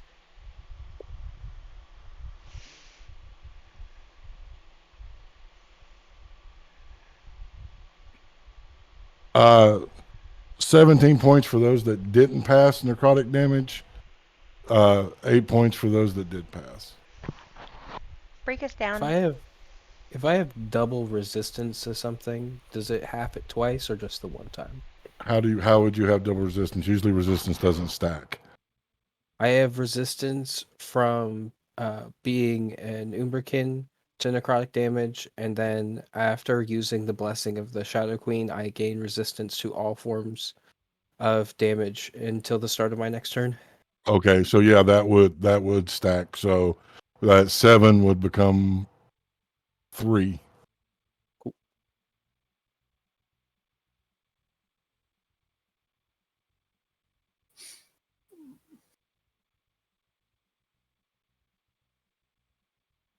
All right, Luzarian.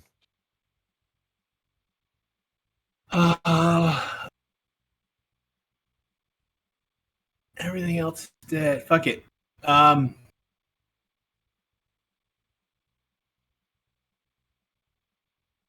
Wait. I remembered this time. Bonus action. Hexblade's Curse. Okay. On Lucius. And then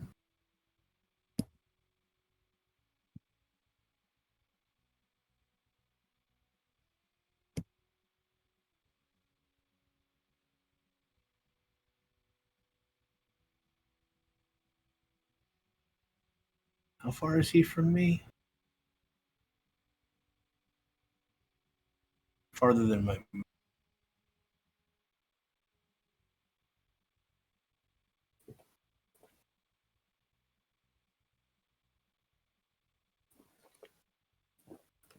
Yeah, what the hell? We're gonna I'm gonna attempt to drop Sickening Radiance on him. I'm gonna hold on. Actually, wait. Let me measure and see if I can I do that without hitting. Nope, they're all in range, so I can't do that.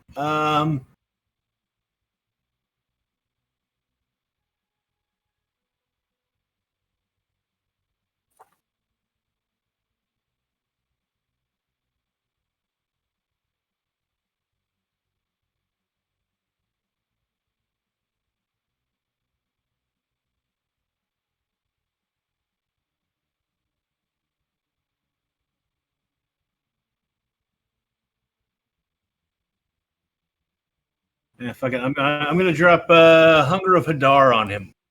All right. So that's a DC 16 Dex save. Dex. Dex. Only made 15, so he failed. All right, so he takes 11 points of cold damage as darkness forms on the ground around him in a 20-foot radius, and tendrils come spilling out of it, and a cacophony of whispers is heard. No light, magical or otherwise, can illuminate the area. Creatures fully within the area are blinded. Void creatures in the warp of the fabric of space, blah, blah, blah. Any creature... Oh, I'm sorry, he doesn't take those until the start of his turn. But at the start of his turn, he'll take...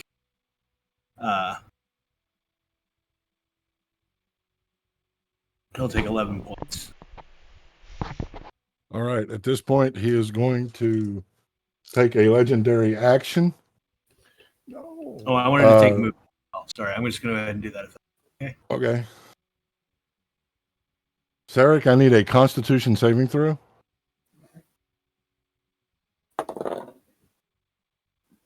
Not as good. 16. That will fail. The same tendrils of energy that you saw Nan cast on the demon surround you, binding into you as necrotic energy radiates. That is...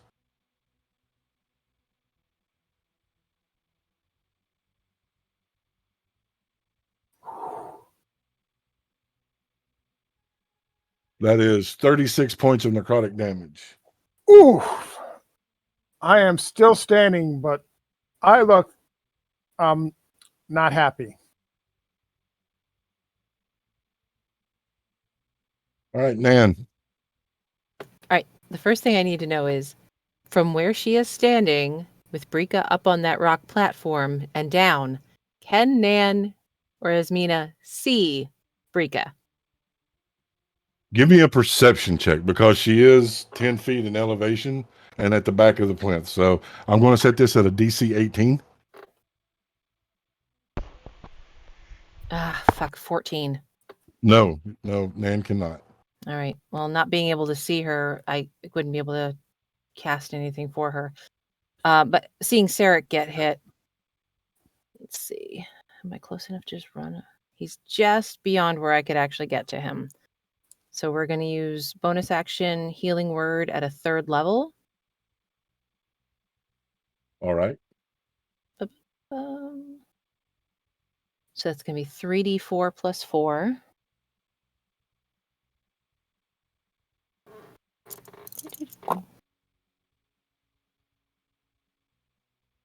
Nine points of healing.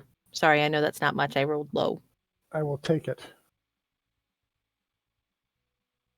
And then I'm going to use my action to wild shape Okay.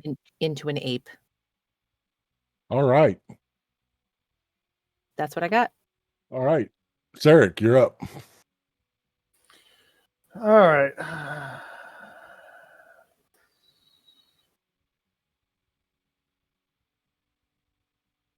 That'll work.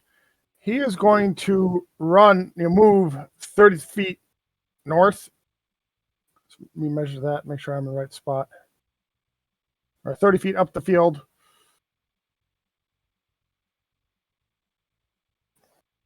To about there. And he's going to point Arabane's patience at Lachias. And he's going to let loose with his cone of cold. All right. What's how DC long is the cone? It is 60 foot, and I'm going to roughly there to there for the cone, so I don't catch Brika. Okay. Aiming it so you just miss Brika and just miss Dreft. Mm-hmm. It's a DC 14 That's con cocked. save for half. That is a natural 17. So he's going to take half. That's 8d8.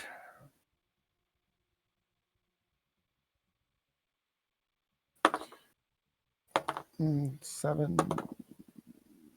15, 20, 22, 24, 25, 26. Dear God. Thank you. 32, so half of that will be 16 cold damage. The blast of cold coming out of the blade slamming into him.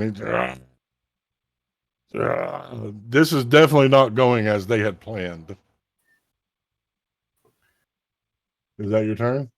That will be my turn at this point, yes. All right. That will bring up Dreft Veidekin. Dreft. Seeing his foe disappear, he's going to move 25 feet towards the south. And then as a bonus action, again, is going to use the Blessing of the Shadow Queen to teleport to the 25 feet towards Lucius, dropping his his heavy crossbow at the 3-point sling, catching it so it doesn't fall to the ground, and he draws the Raven's blade of that's a bingo, baby. And he's gonna take a swing on him. Okay. So dropping the weapon is an object interaction. So drawing it, the other blade will be your action. Dropping your weapon is an object interaction. That's the way I play it. That's we haven't played it before. Last campaign Yes, it was yes, we've always played it that way. Because that's one of the things me and Locke have got into debates about. that's what the thing was. If you drop the weapon completely, then it's not an object interaction. And since he's dropping it completely, but it's functions. The way I have always played it is if you drop a weapon, that's your object interaction. I won't argue it. I remember it differently, but I won't argue it. So regardless, the cinematic thing is still there that he's drawn the blade, and that's my turn. All right.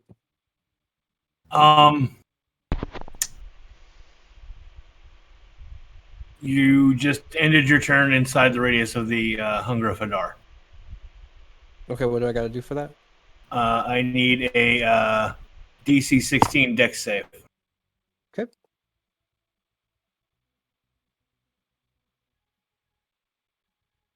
That's a 25. That fails. That succeeds. So that means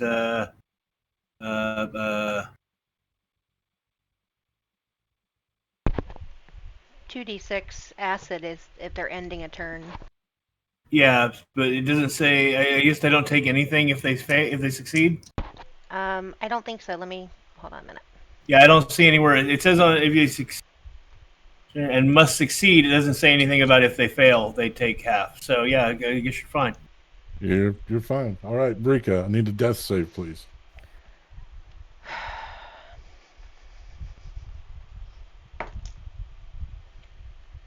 That's an 8.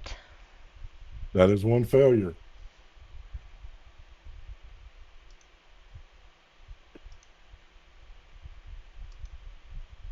All right, it is Lucius's turn. They will hold up their hands. Let's parlay.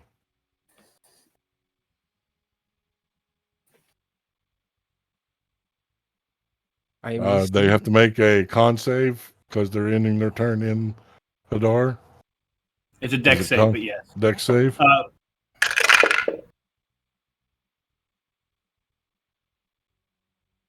That is a failure. Okay, so just for the record, he started his turn in Hunger of Hadar. He takes 11 points of cold damage, and then he failed his save, so he takes 9 points of acid damage. All right.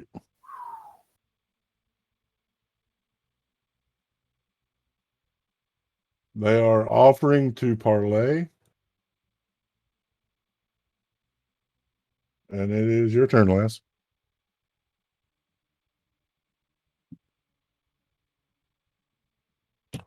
He will look at you as, I can get you to her.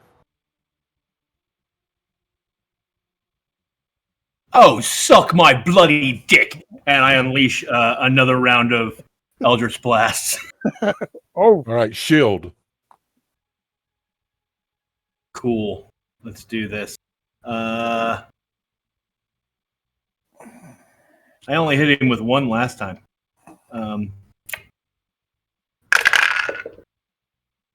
hitting both barrels this time. 15 plus 8 is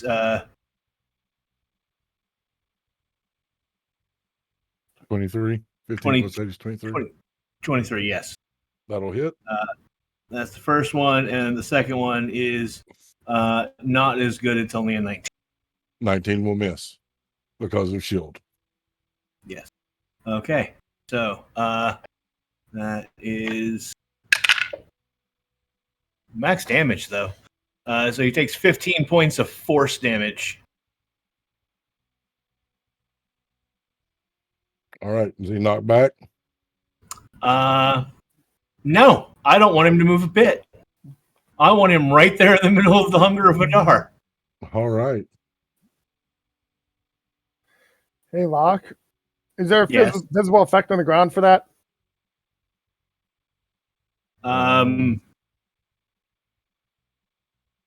It's a 20-foot radius. Yes, 20-foot radius. No, To your- Is there a visible effect saying, yo, Oh, no, it is black. Yes, there is a black, inky, shadowy thing on the ground. And you Okay. can, and there's sounds. Everybody within 30 feet can hear like slurping, soft Yeah. whispers and stuff like that. Oh, and Tyr, Lucius failed that saving throw at the end of his turn. Yep. That means he's still blind. Just so you know. Okay. So he's going to look in my direction, but he's not really seeing me. It sounds good.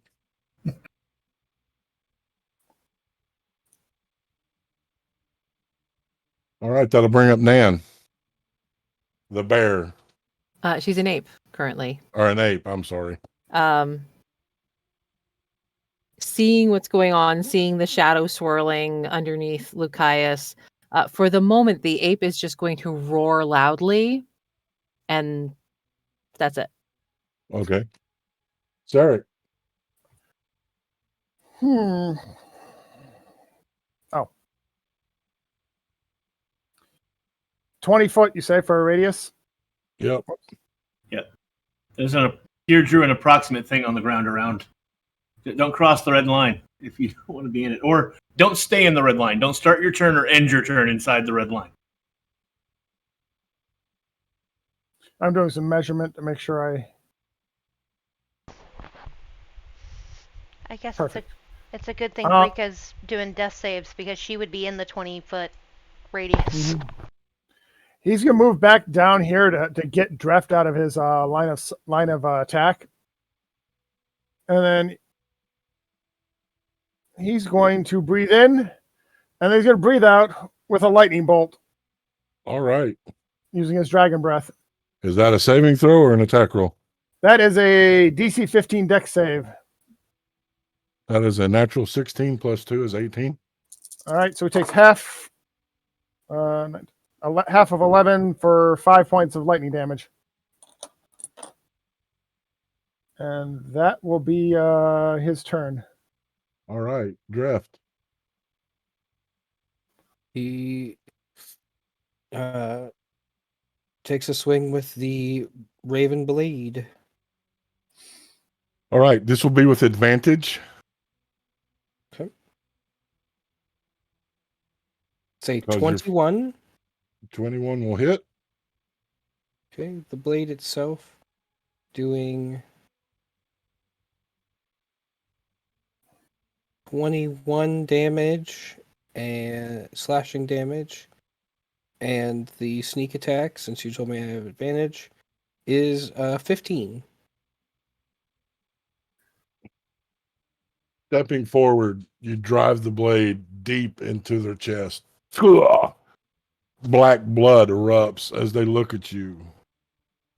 You see their face begin to crack like a mirror. Red glowing energy behind each crack as the cracks travel faster, spiderwebbing through their body. It's not over. And they will fade, turning to a pile of ash.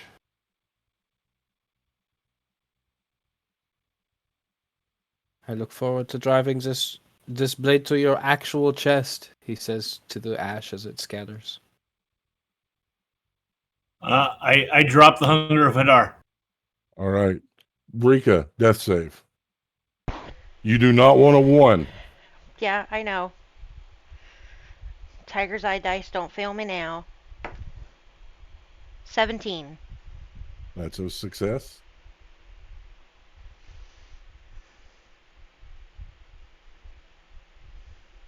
And at this point, we come out of combat.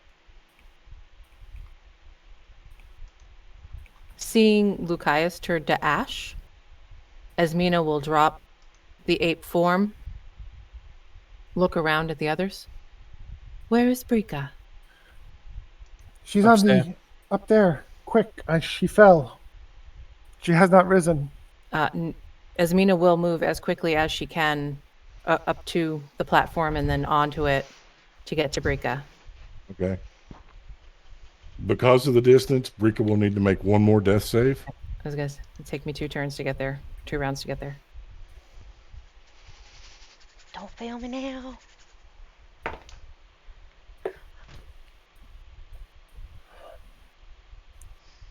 It was a natural 1. Brika, the world grows dark and empty. You open your eyes and you are in a gentle field with tall green grass. The wind blowing, the sweet scent of jasmine dancing to your nostrils. There is a peace here, a pleasantness that Brika has never known. You see a golden city in the distance that beckons to you. A memory comes. What would be the last memory that Brika remembers?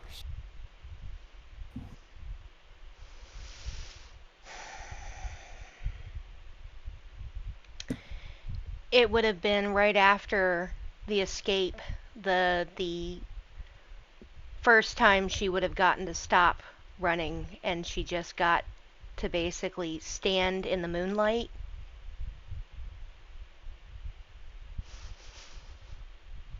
And actually see, like, be able to feel her wings and feel and just basically be. Because as much as she goes out during the day, she's always felt that pull to the moon. So it would have been the very first time she actually got to stand out in moonlight and not be in a cell, a small cell. All right. Nan, even Yes. as you reach Brika's body, they are not breathing. You know they have passed. She's going to kneel down, cradle Brika's head, pull a diamond from her pouch, hold it on her, and attempt to cast Revivify. Even as you're standing in this beautiful field, remembering the life before as it begins to fade away like dust to the wind as this golden city calls, you hear Esmina call to you. What does Esmina say? We're not done here yet, my friend. Come back to us. There is more to do, more to learn.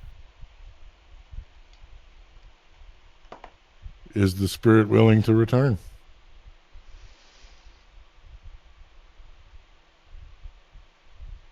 Yeah, she would come back.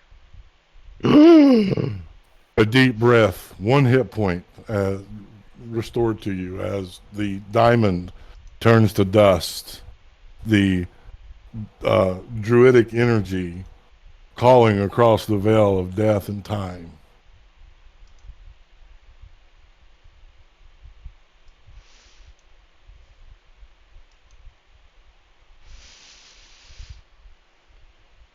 She's gonna gasp, cough, and the only thing she could that comes out for that moment is motherfucker. I do not even know your mother. I know. I don't either. Perhaps we will be able to fix that. And as she speaks with her, she will cast a second level Cure Wounds.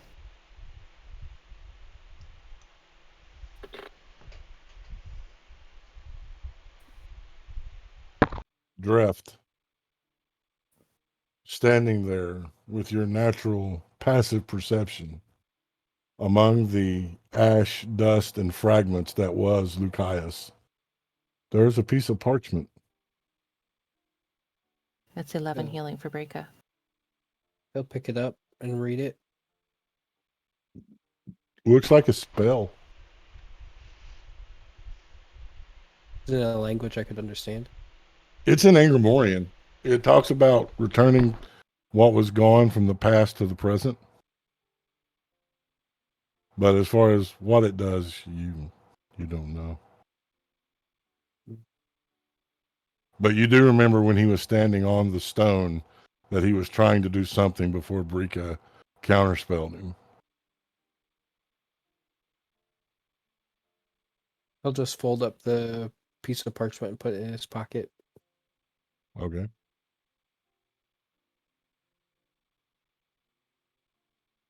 He'll call up to Nan and Brika.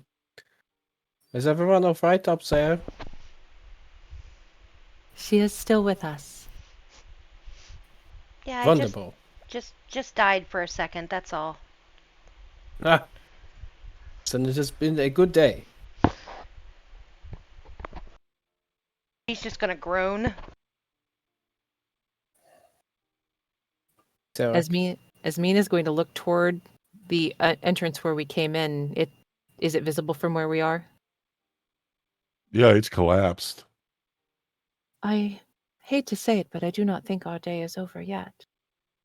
Or our night in this case, as our entrance or exit is blocked. There may be other exits from here. And Sarek will walk up to the platform and offer hands to help the two of them down. Nan will assist Brika down first and then come down. Brika takes whatever assistance is offered.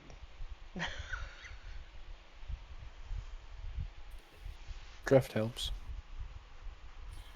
My dear Brika, when I said, you only know life by first knowing death, I meant metaphorically.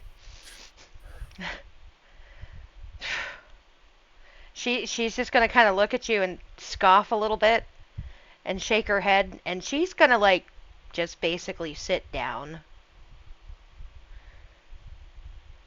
Death and destruction are a natural part of life, though Nan often argues this with me.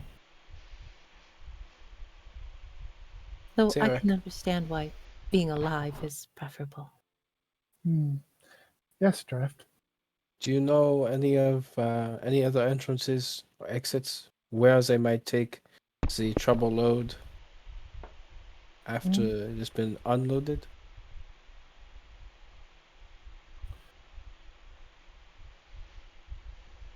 Would he even know that, dear? No. Not that I can recall. But it's worth investigating the back of the cave in a few minutes. I believe we all need to take a few moments, though, to rest and at least catch our breath. It occurs to me, Laz sort of starts looking around. Where was he standing when we walked in?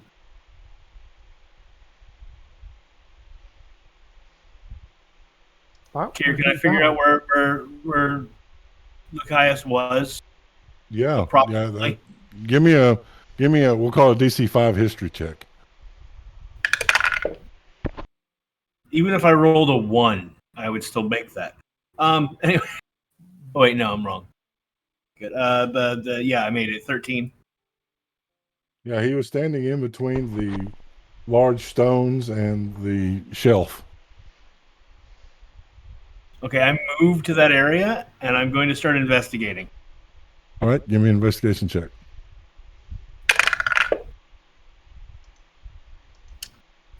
That is an 8 plus 4, 12. You see written in the ground in common, as if someone had tucked their finger and marked in the dirt, the word plinth.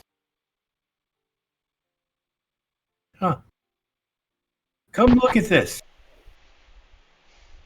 Druff comes over to look. Sarah Mina will, will go to look. Sarah will stay back with Brika and just sit next to her.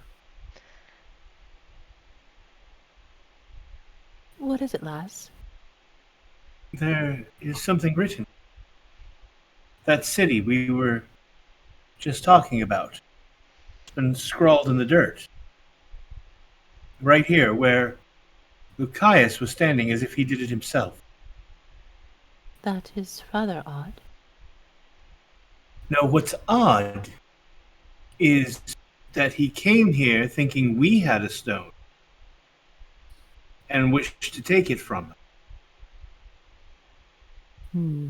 I don't think he would. He could have come after us at any point. Why would he come after us here? Why would he go through all the trouble of having, and he turns, and they turn to Sarek. Your friend set us up to bring us here. Here is important. We know there is a stone here in Langrant. At least we think there is. If I were Lucius, I would try and take 2 birds with 1 stone. If he knew this is where we were heading, then he could subdue us, take our stone, and find the other one while he was here. But I don't think we gave him enough time to find it. I think that we interrupted him. Or at least Brika did. Which means the other stone might still be here with us right now. If we can just find it. And with that, we're going to go ahead and take our break. We're a little bit past the hour. Just a wee bit. As you all ponder this puzzle, we will be back in 10 minutes.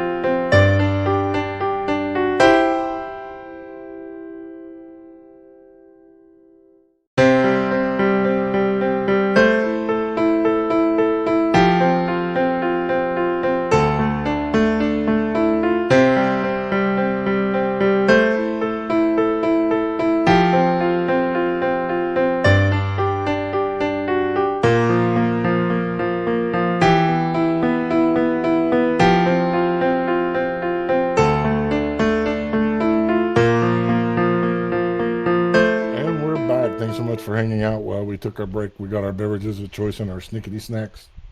I have to do some housekeeping. I fucked up. Patrick was right. Dropping an item is a free thing. It's not an object interaction. It's free. That's the way I've played it in the past. I went back and looked at some of my notes. So I apologize to you, Patrick. I made a bad call. I'm not perfect. Ain't no thing. All is well. All right. So before we went to break, the party had fought some demons and a form of Lucius, being victorious with one casualty. They did manage to banish the demigod. Esmina, using the Revivify spell, was able to bring Brika back from beyond. Investigating, they found where Lucius was originally standing the word plinth scrawled into the dirt. This is where we resume. What would you like to do? Brika's gonna kind of lean over where she's basically like leaning on Sarek and kind of loudly whisper, "What's the big deal about plinth? Isn't that the white stuff in citrus fruit?"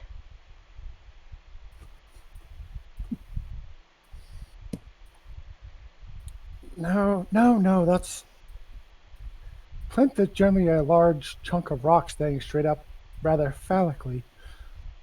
However, it's also the name of a mystical city that disappeared many years ago that, in theory, rumor, legend said, had the ability to travel to the stars. It may be worth investigating, but right now I'm investigating this hard rock behind me as I lean against it to catch my breath. She's just gonna kind of shake her head. Why does common have to be so difficult?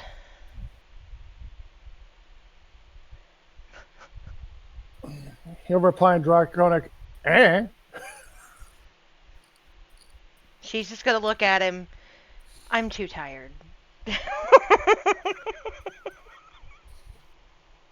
Yes, perhaps we should all rest and then try to figure out if the stone is here. I believe, Laz, you are onto something. I'm still trying to figure out what he meant by us bringing a stone out of the crypt. The only thing we brought out was Arabane's patience. Perhaps we missed something. Perhaps. Or perhaps the sword is somehow also the... I've had that thought, but there's not really a way to test it yet.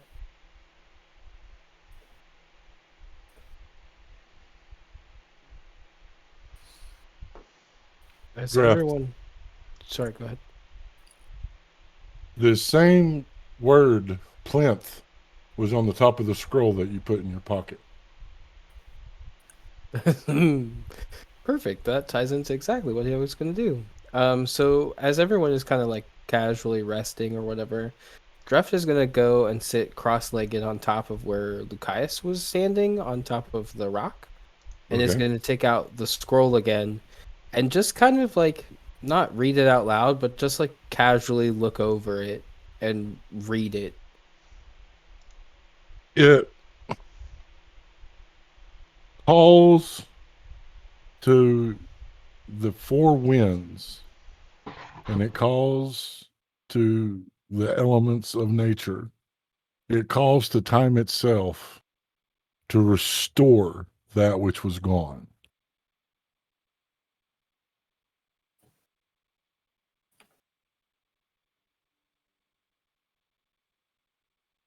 Not being a former magic user, it kind of makes sense. But having lost your arcane ability when your mistress died, it doesn't resonate.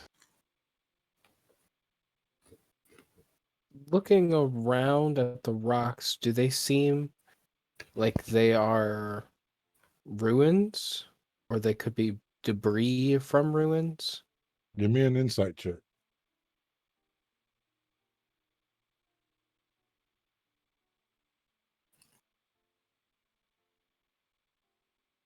13. Some of the larger stones are covered in runes.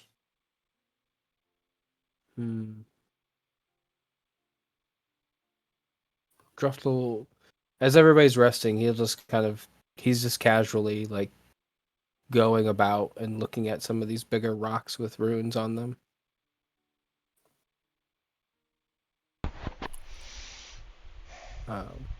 Am I able to use my archaeologist background stuff to be Yeah, able give to... me a. We're just gonna call this an intelligence check. Cool. Yes. Nope, that's the wrong description. There it is.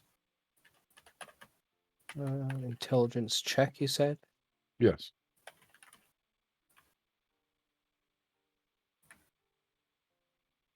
That's a 17. So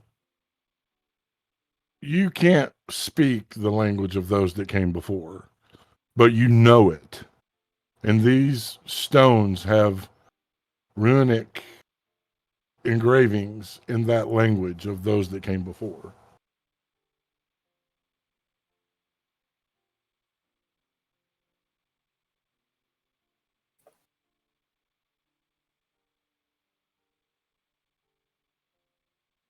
Why would Lucius want to come here? Of all places, inside of this cave. Why would he want to do that here? Draft, my boy. He'll- Draft, my dear. Have you found something?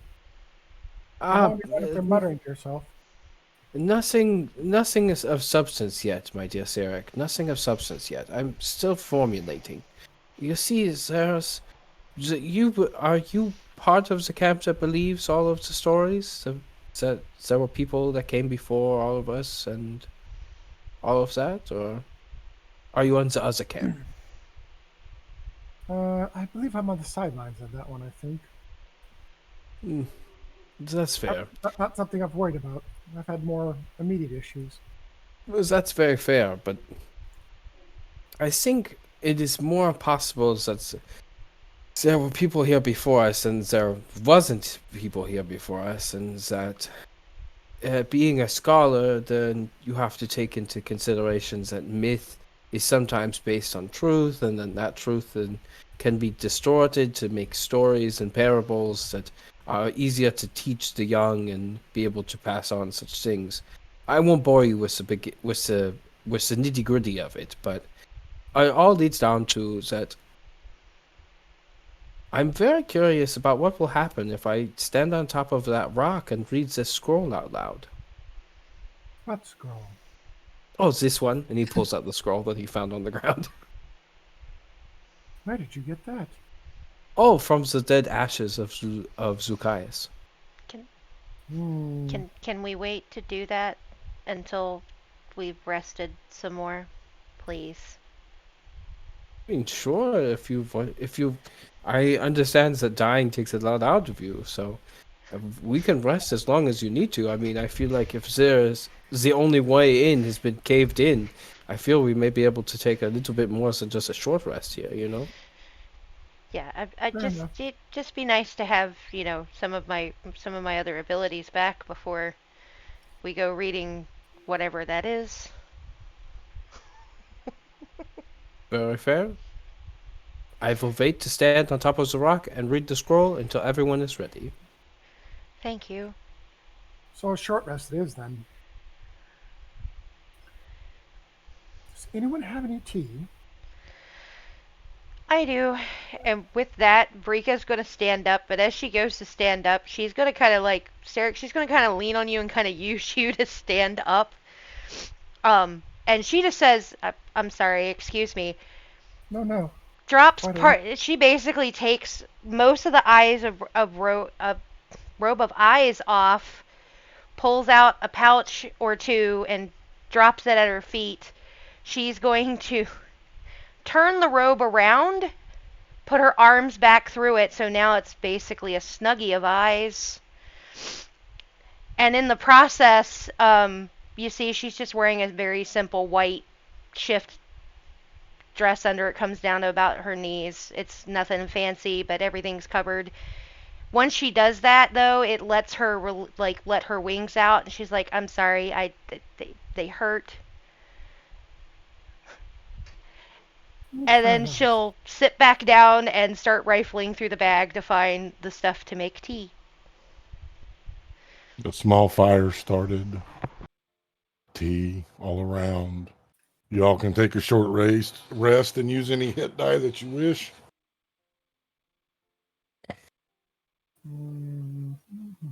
Or do y'all wish to take a long rest? I think a short rest for now. Well, we remind you that only certain classes get spell slots back on a short rest. Okay. Well, above table, where are we at? Short or long? I mean, Asmina and Nan would totally not be opposed to a long rest if we can, because they do not regain spell slots or anything else except hit points during a short rest. Yeah, I'm pretty sure mine only gets hit points back too. Okay. Lock?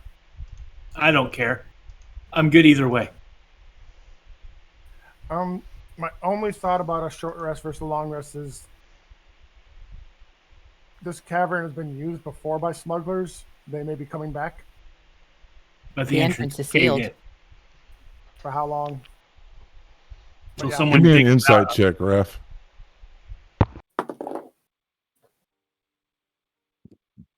Where's my insight? 12. You remember what was mentioned before, that when the tide rises, this cave floods, and you don't know if that cave in will keep the water out or not.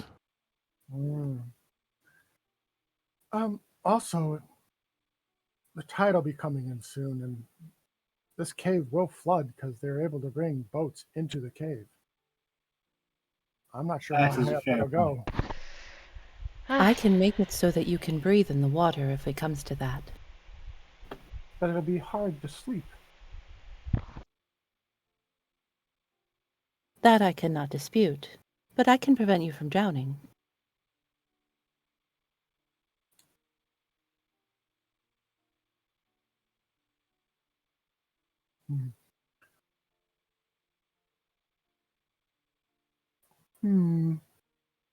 But yes, if we take a long rest, we'll have to deal with the tide coming in, and that may disrupt your spell as well.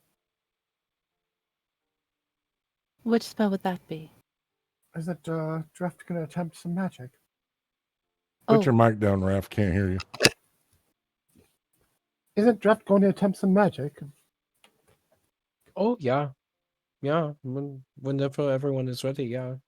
I guess that would make things a little hard if the cave is flooded.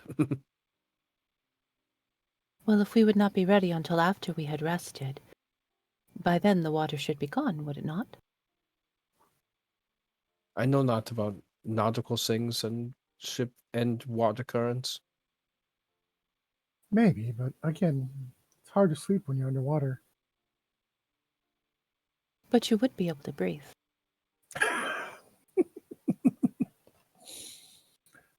I see All you. right, so I need a decision. Are y'all taking a long rest or a short rest? I guess we do short.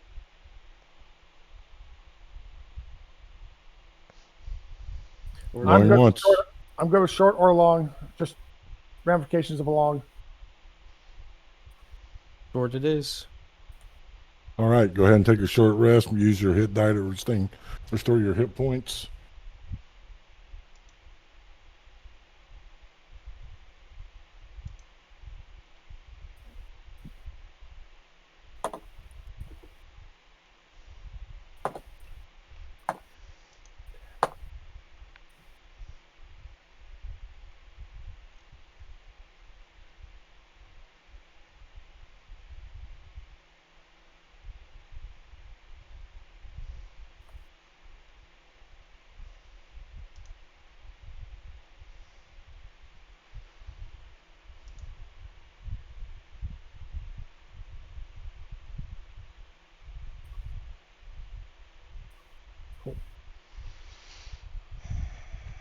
All right, we're good. All right, what are you doing? Draft, I believe you're going to dazzle us with a show. I'm no magician. May I see the scroll, please? Do you speak Anglomoran? Oh, no.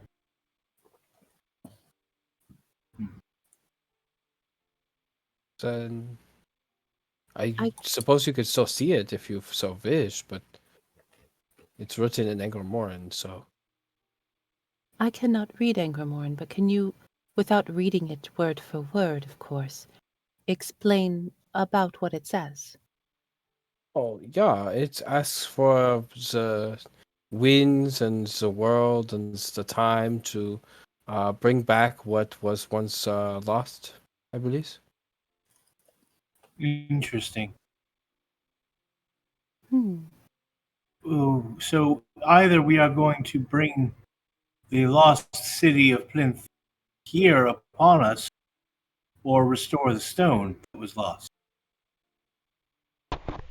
From my calculations and slight investigation, I think there is something here from the times of the before, with the people that came before. I think there is something here that would either connect us to the plinth or make something of that kind of thing. Where? Oh, I What did would you have. see? I have no idea. Just where the big rocks are at, and judging by the fact that it's a cave. Well, I feel a little bit better. Why don't you let me go and investigate some of the runes and such, because there may be something invisible you're not seeing. And she kind of points to the robe of eyes. Please, by all means, check my work. I do not speak the language of those that came before us, but I do recognize it, and Hmm. I And I'm Wait. not saying you did faulty Is that- work. I'm just able to see the stuff that's not. oh Yeah. no offense taken. No, please. I I'm sorry, want you to what check my work. language? I want you to. Where? Over there, and he just points to the big rocks that he was looking at earlier. Laz goes to those rocks. Okay. So does Brika. They are covered in runes of a language that has been lost for centuries.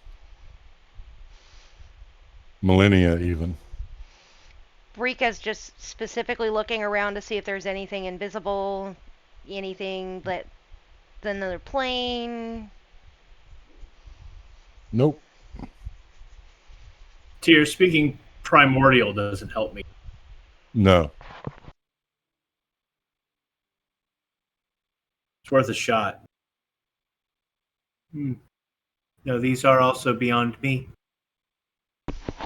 Yeah, nothing invisible, nothing in another plane or anything like that here either.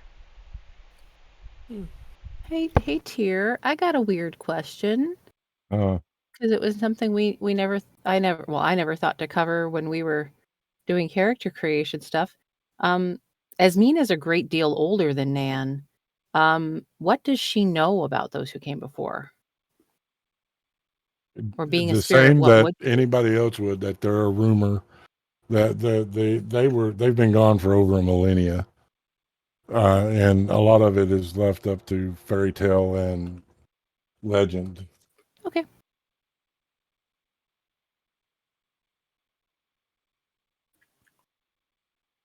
Say, Brika, Yeah.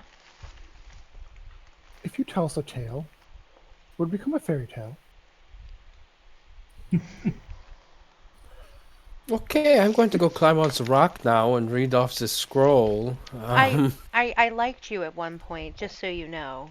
You were probably like my favorite in this group until this moment. Oh, And Dreft will climb on top of the rock, standing where Lucius was, and clear his throat and begin reading out The Angremoran in Angremoran.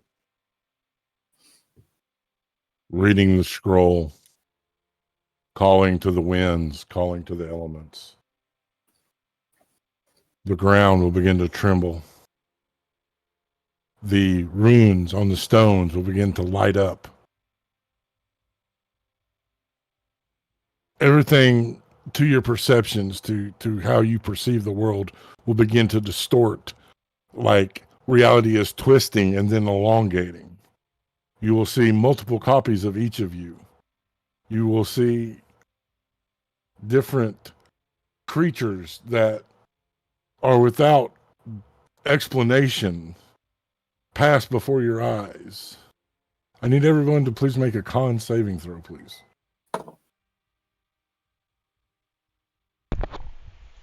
This wouldn't be for charmed or frightened, would it? No. Okay.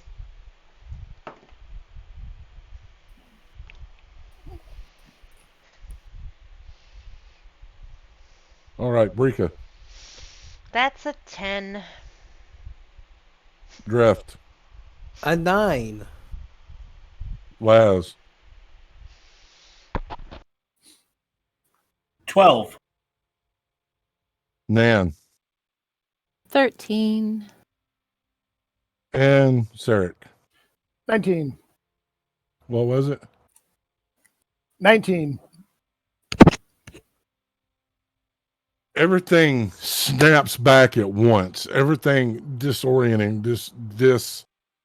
This unfathomable feeling of time and space being distorted around you. You will each take 8 points of psychic damage, except for Sarek. You take none. As it is just impossible to wrap your mind around what just happened. I have psychic resistance.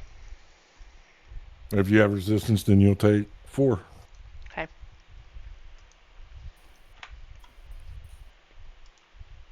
And then you will hear it.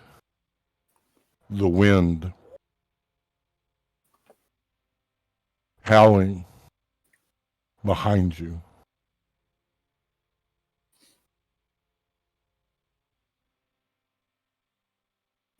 Turn around. Sarek will look behind him. As you all turn to look, you will be amazed. You will see a city. Large spires reaching up to the heavens, made of what appears to be black glass. Blue crystals shining light scattered across this metropolis-size area. You will see horseless carriages and other implements of strange technology. You stand at an entryway. A sign above, an arched sign in several different languages, one of them being primordial. We'll say, "Welcome to Plinth."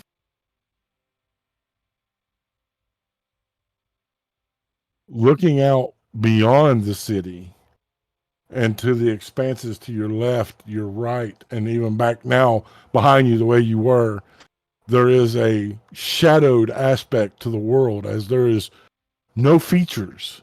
It just seems like it is a silver sea spanning in all directions. Mortal needs seem to be gone. You do not feel tired. You do not feel thirst. You do not feel hunger. You are simply here at the precipice of this forgotten place. It is apparent that Plinth did not come to you, but you went to it.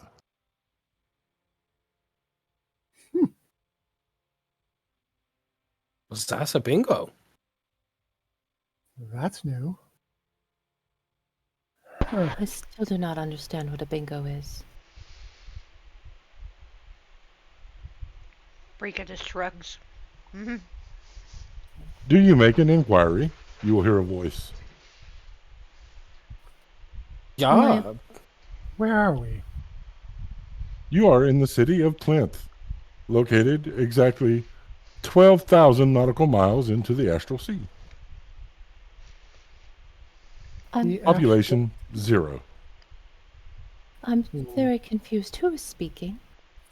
Why, it is I, your friendly helper, Crystal.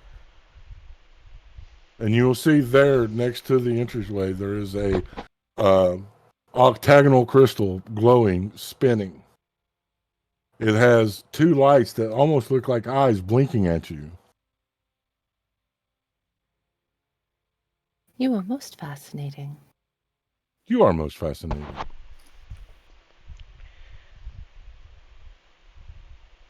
She'll kind of look around, like, who's it speaking to?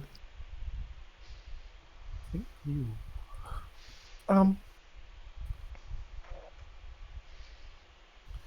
He's gonna look at Asmina, Dreft, and the rest of you all. This is your area of expertise. I have no idea. Oh no, I am a fire spirit. Not one that travels in the astral plane. What is the astral plane? The astral plane is that which connects all material realms. It is a giant sea that travels beyond vast expanse, beyond measure. Here you can find your way to any of the prime material planes, such as Angramora, the Nightmare Realm, the Candyland, the Silver Spires. How do we get to the Silver Spire? You must navigate a course aboard a Spelljammer. What is a spelljammer? It is a special ship designed to travel through the astral sea. And I suggest you seek out a shipwright for more information. where would I find a shipwright if there is no people in your city?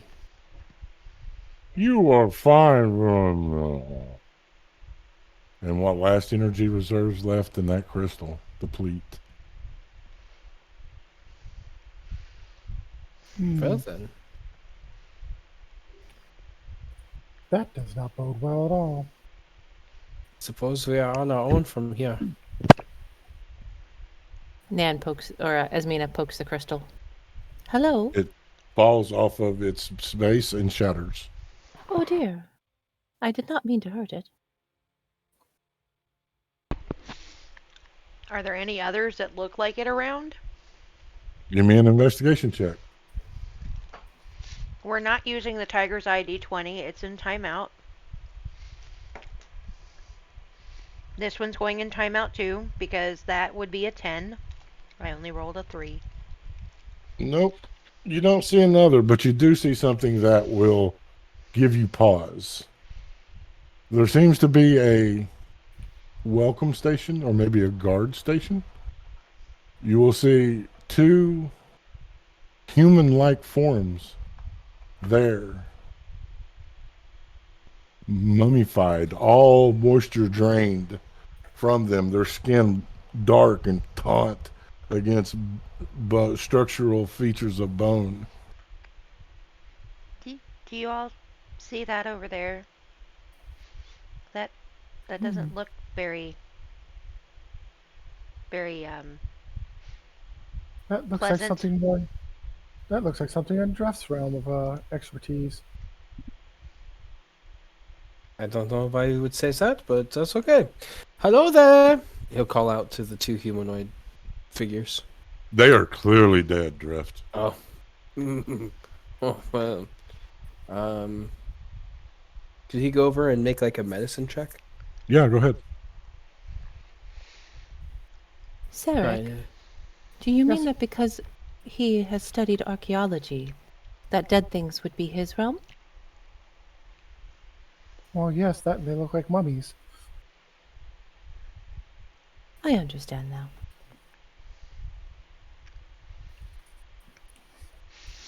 That's an 8. They are dead. Fair enough. Well, you two are definitely not conversationalists, but let's see if what you are guarding. And he'll poke his head into like the guard shack welcome post. Sticking your head in and looking around, you see that this is barely furnished. There's 2 tables and 2 chairs. They are books open in front of each one of these. A bit of light reading, I see. And he'll go over to the books. You cannot read the language. It is similar to that on the stones. Just as I figured. But give me an insight check. He'll take one of the books with him too, by the way. That's a 13. When you pick it up, it turns to dust. Oh, fart. It's a 13, though. It is very linear. Like it's like a logbook. Like maybe they were checking people in or checking something in. Everything is very linear. So, make a note of that. That's a very interesting. Okay. Poke his head back out. So there's nothing really of interest over here. What have you all found out there? Sarek looks around. Not much, although that crystal said something about population 0. Yeah, these 2 guys are dead.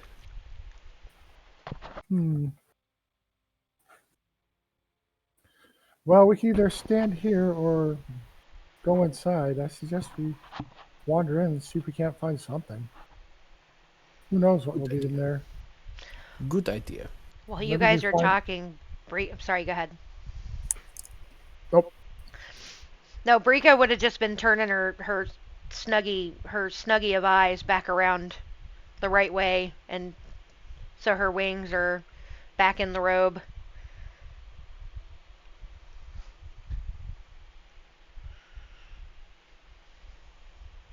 I guess we look around in here and...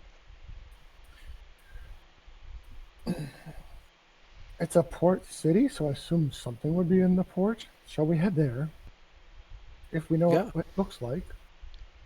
Yeah, let us find a spell jammer, as they say. Maz, do you have any thoughts on this?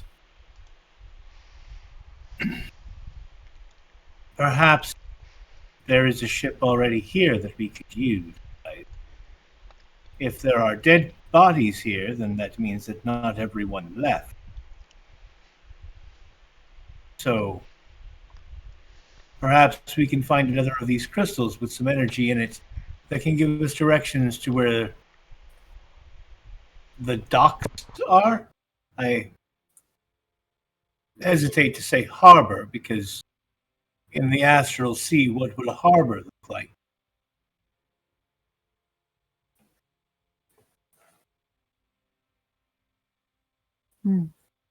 Well, Draft, since you have some idea,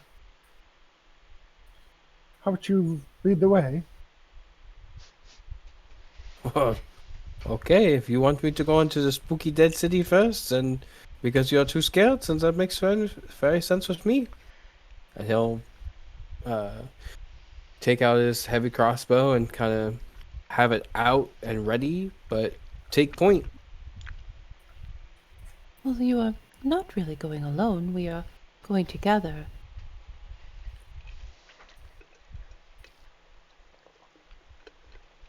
And as you enter, you will observe death en masse. You see people in various poses of everyday life. Individuals walking down the thoroughfares.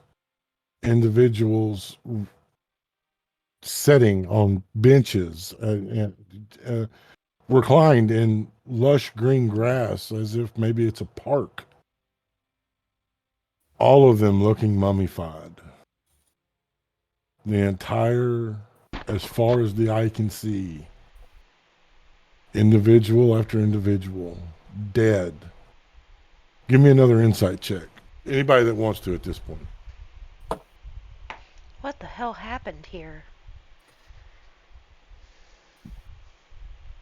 That's a good question. Apparently, it happened rather quickly. And that's what I was rolling insight for, Raph, but you got it. Whatever happened fast. It does look as if everyone just died at the same time all of a sudden. In all my time, I've not seen anything like this. No, never. But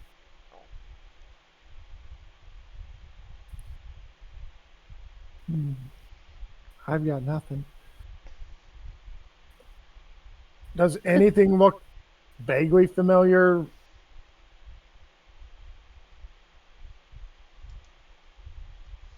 It looks like some of the larger cities like Cape Hope, like Langrenton, like it's a large city. It just has, instead of oil lamps, y'all stop yawning, damn it. Instead of like oil lamps on posts, it has these blue crystals that give off a radiance.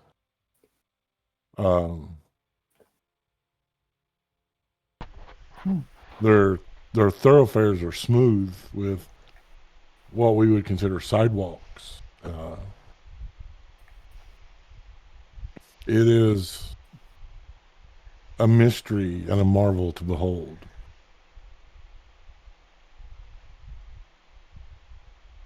Could someone please ask Nan to stop shouting? I keep telling her she does not need to yell. What is she shouting? She seems quite disturbed by what we have found, the state of the people, and the fact that we are no longer on her plane.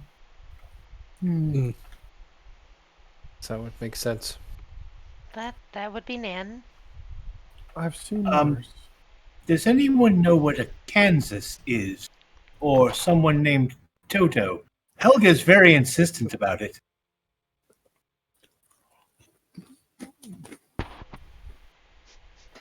No, I can't say that I do know what either of those things are. Maybe the other material planes that we can possibly travel to on a Spelljammer? Perhaps.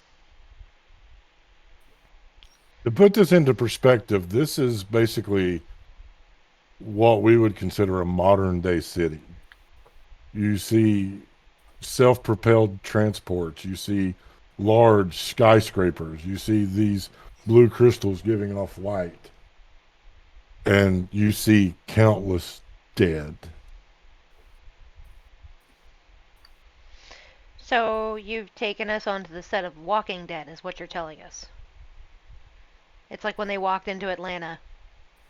I've never seen the show. Okay.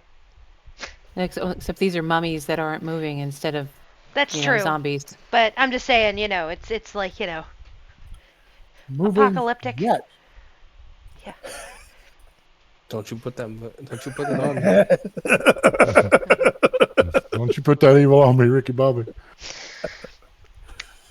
I guess you first, Breaker. I got nothing. Would it be helpful if I could try flying up to see if I can spot anything or the direction we may need to go? That is a good idea, actually. If you'd be okay with it, I will hold your robe for you. Okay. She'll take off the robe, let her, kind of let her wings out for a second, stretch them a little bit, and then she'll fly up. Flying up and up and up, you just see this great expanse. It's just building after building after building, each taller than the last, each more grander. And as far as you can see, from this distance, just the specks of black death surrounding the entirety of what you can see. Nothing that looks like harbor or anything like that. It's just... Nope. She's gonna look around and then she'll, land and tell them what you just said. As you land, a dark shadow will fly over all of you.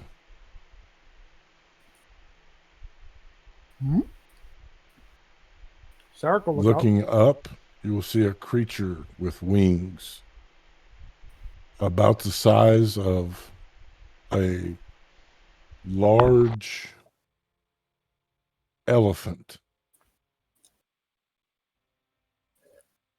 You can't make out its features. It's almost a shadow. But it has large wings, and you see a barbed tail hanging low. You hear a screech as the shadow turns back down towards you. Brika's gonna grab her robe back from Drift and try to get it back on before. Okay. Sarek's going to pull Airbane's patience and look around to see what everyone else is doing. Maybe try to get behind a horse's carriage, maybe? Okay, so you're trying to hide? Yeah. Yeah, Drift will try and hide as well. All right. Yep. Give me a group stealth check. Wait, can I take an action since Yeah, go everyone ahead. else is? I'm gonna move with Dref and whoever else he's with, and I'm going to cast invisibility. Alright. And because I am a warlock and I can't cast it at anything less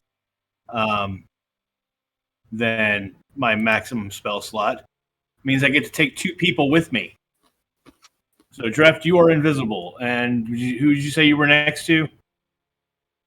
I would be handing Brika back the robe of eyes.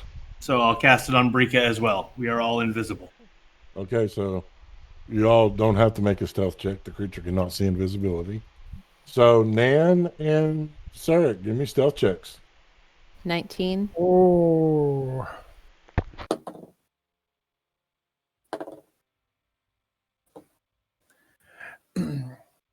Two. Because I work at disadvantage with heavy armor. Mm.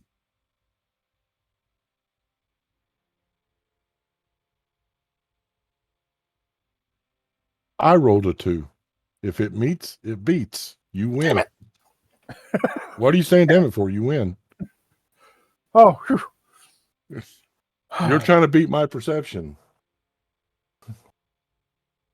The creature looks, as it swings low, looks like an elephant with wings and a scorpion's tail. The tusks that comes out are covered with long, barbed spikes dripping a black, thick liquid. It will land for a moment, sniffing, and then take back to the air.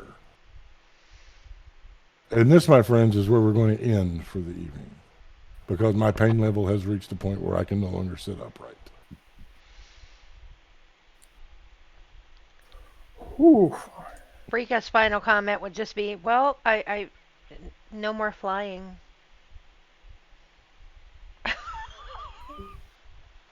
All right. I just want to say thank you all for playing at my table again. Patrick, I apologize for messing the rule up earlier. I want to thank each and every one of you for tagging along and watching. It's been great to have you. Hey, David from Cast Guidance came in tonight. Cool. Howdy. Hi, David. We're Hello. going to take this point to remind people who we are, where they can find us, and we're going to get the hell out of here. Greetings, gamers. I have been Raph the Mad. I have been the voice of Sarek the Lost in Space. You can find me at BRK Dragon 13,000 on Twitter. Hey, everybody. I'm Ren Matley, the voices of Nan and Esmina. You can find me over on Twitter at Ren_Matley. Hi, gamers. I'm still Locke Clark, and I have been Laz or Lazarian. And you can find me on the Book of Faces and the Twitter Patience at Locke Unruly. That's Locke with an H. Danger, Will Robinson, danger! It's me, Patrick, and I've been the voice of Draft Fightikin. And you can find me on Twitter at Peculiar Patrick. Hi guys, this is Ames. I was the voice of Brika, and you can find me over on Twitter at LollyG50.